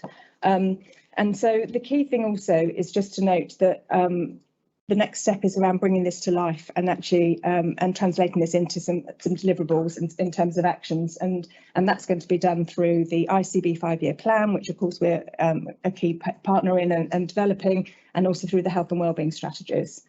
So I'll pause there and happy to take any questions and comments, but I know colleagues had a chance to comment previously too. Okay, any questions or comments? Well, I'd be surprised. Sorry. Talking too much. No, not at all. But this is your, well, they're all your turf, but this is definitely your turf. Pleased to see the strategy, and also pleased to hear that there's an outcomes framework and specifics that will underpin this. My question really, and I'm kind of taken a very narrow view of this from my maternity lead angle, is how are we going to involve the staff delivering services in some of these ambitions? So it makes the statement in here that our women are at greater risk of poor health and outcomes. No evidence given for that. I'll take that on the side. So I just want to know how we're taking that and actually working with our maternity services, because maternity services are key in delivering that, and it was news to some of our maternity services. Oh, okay, thank you. And I think that's a really important point, isn't it? Because there's a lot in here about community engagement and engaging with the local population, but actually it's about providers of services too and staff. So thank you for raising that. And I think that will need to be done through the delivery plans that we're doing. So through the ICB 5-year plan and through the health and wellbeing strategies. I recognise there will be more to do. So I should certainly ensure that I should be raising that through those groups. And I think the other thing is, and again, apologies, it's a maternity example, but they've got a really well-established patient forum, maternity voices partnership. You don't need to go and reinvent the wheel. We've actually got a forum where we can engage with mums to deliver some of those changes. Yeah, and certainly through the engagement frame, they've been looking at that, and that's very much the approach is about working with existing groups as much as we can do, because that's obviously key as opposed to reinventing. Starting fresh. And then I think the other one for us is the elective care board, Polly, and that generic thing of waiting times will be reduced. So yeah, we need to work with the strategy and think about which things. And it might be the diagnostics can get some ICB support on that. Yeah. Trevor. Thank you, Karen. The area that we touched before you came in the room, but an area we touched on earlier on about a different agenda item was GP engagement. And I suppose one of my things here is how do we maybe to come get that engagement between primary care, not just GPs, and our clinicians to think about the place, rather than just to think about what we are offering for everybody that walks through our door or is referred to our doors. There is that understanding of the local community that is very much the way this is going to be focused on delivery, because it's not the way our clinicians work, and it's not the way, or haven't in the past, it's not the way that primary care works, because actually getting, and I won't use the Kettering example, but getting, groups of practices working together is not, I know we've got PCNs, but actually getting them to work together is difficult enough. Getting them to work together then with other providers and for our staff to understand those relationships and the populations we're looking at. Actually, yes, great document. Actually, how is it actually going to be delivered on the front line at the end of the day? Yeah, and a good question. And I think one of the key things here is the development of the place and the local area partnerships. Now they are in their infancy, but there's a significant amount of work been happening in both North and in West. But for the North, there's some real focus on a couple of the local area partnerships, Corby and one in Wellingborough. And the focus there is really very much about bringing together all the insights, bringing together all the people involved in delivering services and care and providing for those local populations. There's all the community groups, primary care, the police, education, and we're starting to get involved in that too. And then those issues that are being identified through the work they're doing, we will be specifically working with those. So for example, in Corby, there's been some stuff that's come out around cardiovascular disease, which we would expect. And so we're tying that into the strategy work that's happening. So it's really early days, but I think there's a real opportunity there to work with our local area partnerships, and there's a real willingness, and I think that's where we need to be focused. I suppose my that is for us is how do we then enable our clinicians, I will use that in the wider sense, to engage with this, because this will be a whole raft of additional engagement over and above that which they're used to and which they will still have to provide. Yeah. Sorry. Yeah, you're absolutely right, Emma. So I'm just reflecting on the cardiology work, and we have got some clinicians in the community who are involved in those 4 pathways of work, and actually leading one of them at least. I think there is definitely an appetite now for our clinicians internally to start linking with primary care in a much more joined up way than they have before, and they're thinking about the whole patient pathway rather than just the acute. The question or the discussions that we are currently having internally is how are we going to free up that time for our clinicians to do that? That's the key bit, I think, moving forward with the ask of reducing our workforce, doing more for less, and also making that link into the community. That's going to be the challenge. Lisa. I see that we've noted the 4 collaboratives, and then we talk about underpinning workforce digital. It's probably a question to Natasha and Paula. Do you think we've got the system or the resources in place across the ICB to deliver those quite radical changes? So if we're going to change pathways and take consultants out and put them into community, and perhaps take GPs and put them into hospitals to support those pathways, what's the structure? Because I'm not cited on how the ICB is structured to support that transformation work. Shall I go first? Go for it. So the workforce structure has very, very recently changed. So there was not a people person at the table. Yeah. But now the ICB has agreed to work with the LLR, and Alice McGee, who was the Chief People Officer for the LLR, is also going to be the Chief People Officer for the ICB here. So Alice will now be in those conversations. So that's the first thing. Beneath her, the structure needs bolstering. So in terms of our level of assurance around the structure at ICB level, yeah, to pull together that overarching workforce plan for the system, it needs a review, and that will be one of the first things that Alice will be doing, I think, now that she's taken up the reins. Similarly, it's evolving. I would say that ties in with the word that Karen used for the whole structure within the ICB.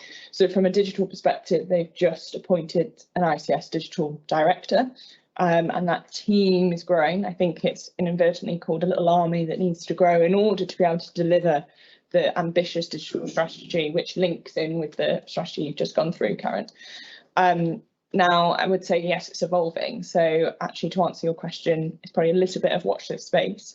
But we recognise we've all got to contribute, haven't we, or in some way in order to deliver it. And I think the one thing that I would have observed about the whole strategy in general links back to our previous conversation around priorities. This is another priority on top of our priorities, and albeit we've got our systems and partnership line within our group priorities, how do we get that seamless narrative as well across all of these different spaces that we're all pushing towards the same goal? I don't think we have the answers yet, but I know that that's part of the discussions that are ongoing at the moment. I understand as well that because of the downward pressure on ICB running costs, not yet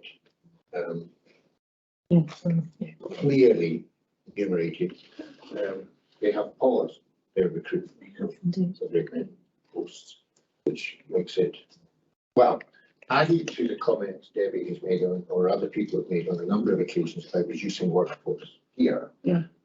And logically there in the ICB, because of what's clearly going to be downward pressure on costs.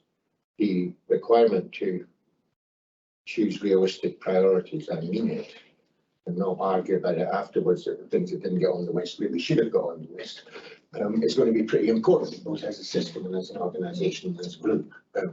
So I just make a point that we're going to have to be harder and clearer in the price of priority setting, if you like. Could we ask for regular updates back to the board about how those system support mechanisms are developing? Because there's a risk otherwise, I'm speaking of the rubble jar, that we actually step into it and therefore don't reduce our costs. Indeed, because we're supporting the ICB work. Sorry, don't want. Yes, no, there's Don't want to speak for you, John. I'll regret that, won't I? Interesting. I think John will speak for himself. That's what I said. I shouldn't have said that. It is an interesting point. We just go back and remind people sometimes. When we created degree posts, all of them, one of the reasons for those posts was to free up senior people in our organisation to contribute and lead work in the ICB. And that would be digital and what you do and other things. Now, that seems to have been changed in the ICB philosophy, that they then decided to have their own people, whether that was at States or digital or whatever. And arguably now decided they're not going to do that, but are going to do it a different way. I do think from our point of view, we have a right to know what the plan is here, because we are directly affected at senior level in the time from what you do in ICANN, for instance, and all the other things. Are we doing this? And if so, how are you empowering us?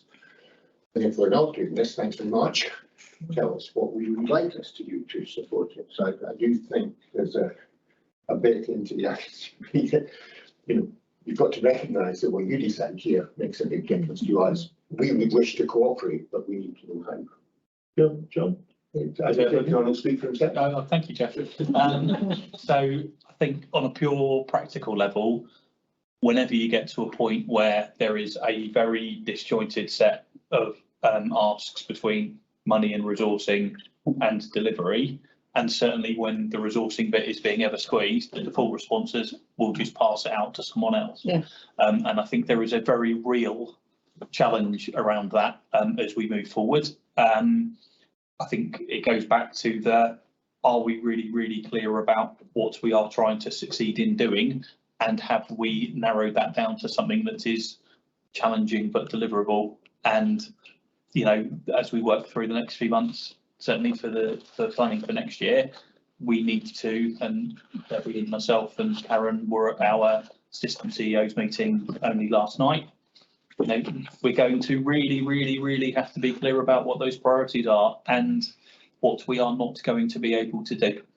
And I think we are going to need to be on the same page internally at Kettering across UHN to say, actually, where can we add the most to the system, both in terms of our roles, but also in terms of delivery, and those things, there'll be friction there, won't there? Yes. And I'll cut Trevor in a minute. I want, executives should be free to manage and be executives kind of thing, but I wonder if we should ask, I guess, Paula and the people committee, but others involved as well, to think about a set of rules around staff number growth or new posts that would reinforce our determination not to be the place that people drift towards when faced with few alternatives. I'm trying to say that semi-confused language. You get the point I'm making, I think. Would that be helpful or unhelpful? I mean, there's a sense of, as I say, there's a balance. People have to be free to do what they do, but nevertheless, a reinforcement that these things would be reported, and the board is taking a very clear view that, when you're reducing our staff numbers, not growing them, given the financial position and the 1,000 extra staff across the group that occurred in the last 2 years. Any thoughts?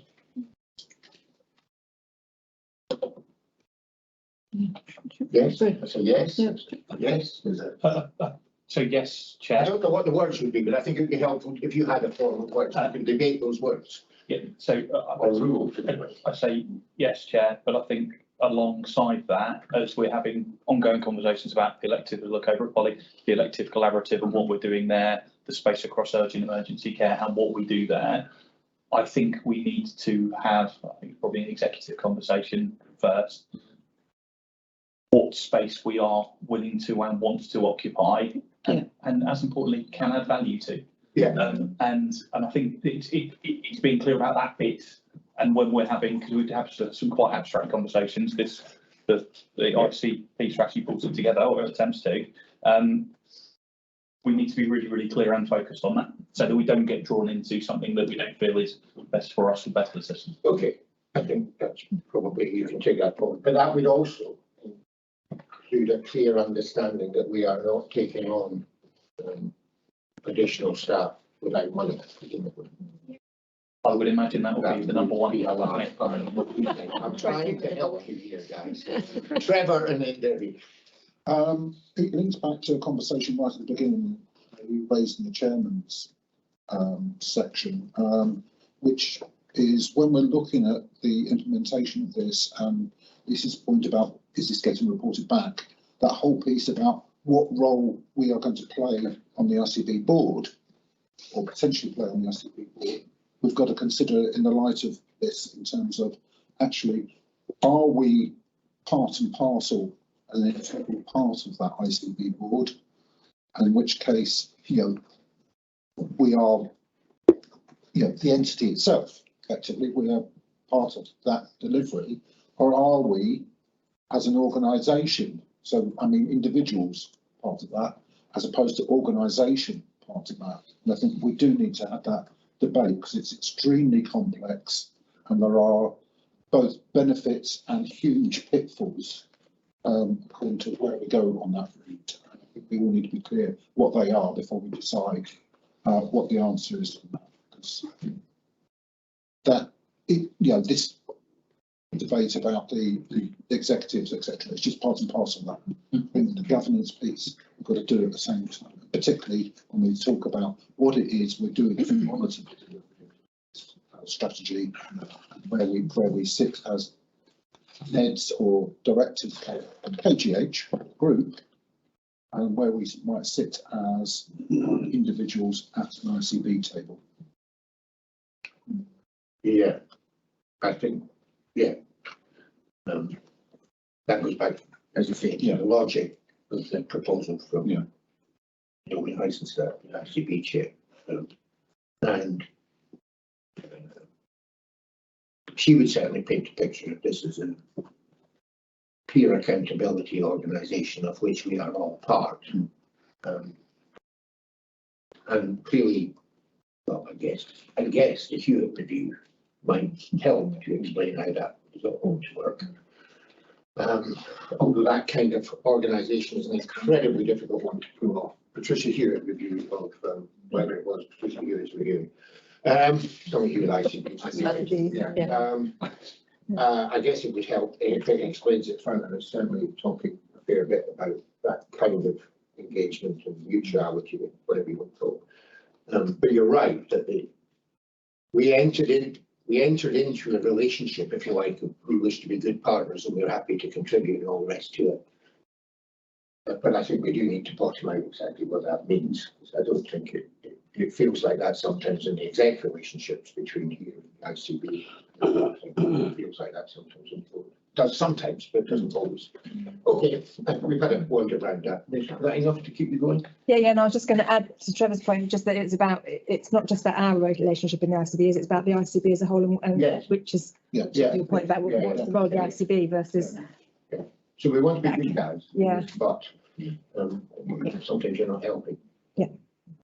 Debbie. We just need to be mindful as well that there are some opportunities here, because whilst we don't want to take the workforce without budget, if that is being suggested, there are a lot of services. So there are a lot of back office services across the system, multiple doing the same things. So there are opportunities. I know, absolutely. Anybody who's had any trouble with that kind of proposition delivered urgently. We're sitting here at the end of January and it's 2 months to go to the start of the financial year where everybody says the problem is bigger than 100 million across the system. So somebody had better come up really quickly with what we're going to do about it as a system. Okay. Are we done? We have the other going. Yep, thank you. Okay, thanks very much. Board Assurance Framework, Richard. Thank you. So the papers present updates to our 8 strategic principal risks in achieving our strategic objectives, as colleagues know. Quarter 3 reviews have, as always, been through each board committee that has an assigned role to see the sure delivery of those assurances through the assurance framework.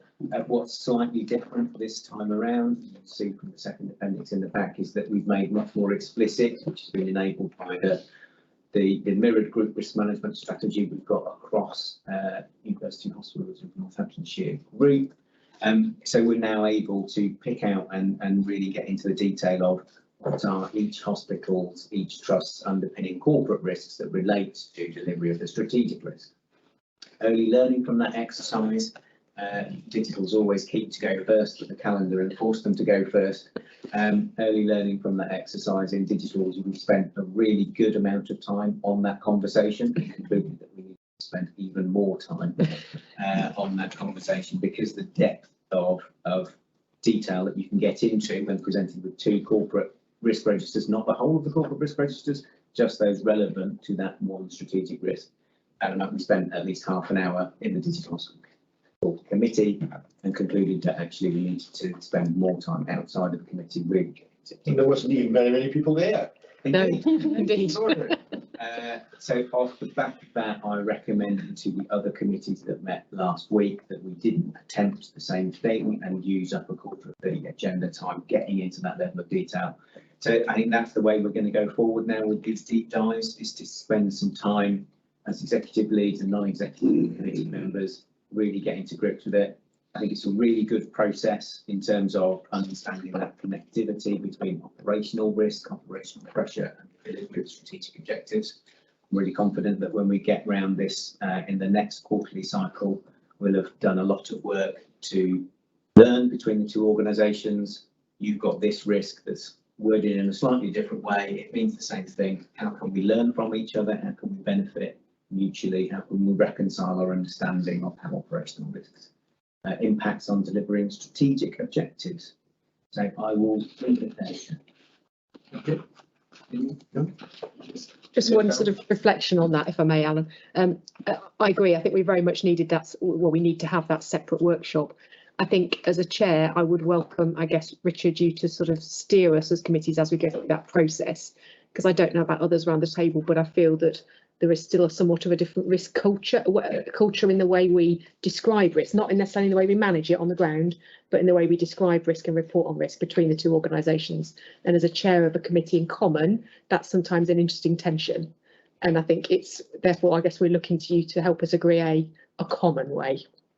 Absolutely. So the policy framework is there, but I think go through this process, and as committees, we've got to help set that tone across each of the trusts. This is going to have a ripple effect. This is part of a process really of getting on the same page, on the same footing when we approach it. But those workshops absolutely I'm anticipating facilitating rather than saying go. Thank you. Thank you, Richard. I think partly Alice picked up on the points in terms of a different risk approach. I think the other thing is that we shouldn't see the outcome as having a single risk that is a group-wide risk, because there are 2 possibilities here, and we've got to be very clear what the variation is there and what the mitigations and what the gaps might be. But by the same token, to learn the language, how you describe a risk, actually that dialogue is very informative. I think we've got to be clear that that needs to have a sufficient time we actually gone through. And likewise, the committees are keeping an eye on this and keeping your team on the toes to make sure it's always up to date. My team going back to exec to say, please update your risks. But you're absolutely right. We're not expecting, and the risk management framework has articulated clearly at this level. The boards have mirrored strategic objectives dedicated to excellence and the group priorities. That's the only place where we expect the risks to be described in the same way at board assurance framework level, and we can retain 2 corporate risk registers, 1 per hospital, 1 per trust. Okay, all done. Thank you very much. SFIs. So paper you've got has gone through audit committee. It comes with a recommendation from audit committee for approval. There are 4 key parts to the paper that I'll just briefly summarise. We have in the SFIs removed reference to KGH charity as now standalone to hospital. We have included and updated the approvals and levels for business cases to align with our UHN business planning approach and those approvals for consistency. There are a number of updates around procurement, both in terms of changes to regulation and terminology and processes. They're all pretty standard, but for example, P22 as a procurement approach doesn't exist, it's now P23, so updates for those kind of things. And then finally, there is an update to financing and capital, in particular, revisions to the changes in the national capital and cash regime, and then updates to governance, be it the committees that sit and how some of those work through. So request is for boards to approve those changes. Just, I mean, I fully support the ones that are updating for wording and changes. I suppose particularly those that are changing the underlying processes, just the from and to and the incremental risk that we perceive from the changes. So there aren't any processy changes other than those around approvals levels. Yeah. And the approvals levels that certainly relate to procurement are to align with what we are required to do. So they aren't ours. They are mandated upon us. And those that relate to business cases, capital business cases, for example, align with the approvals that we've already made around business case thresholds. So they are to make them consistent with things that we've already agreed. Appreciate that, and I appreciate some of them are imposed on us. That still doesn't mean we shouldn't understand what that means for our risk exposure. I'm comfortable that given the scale of change, they're actually pretty minimal. Yeah.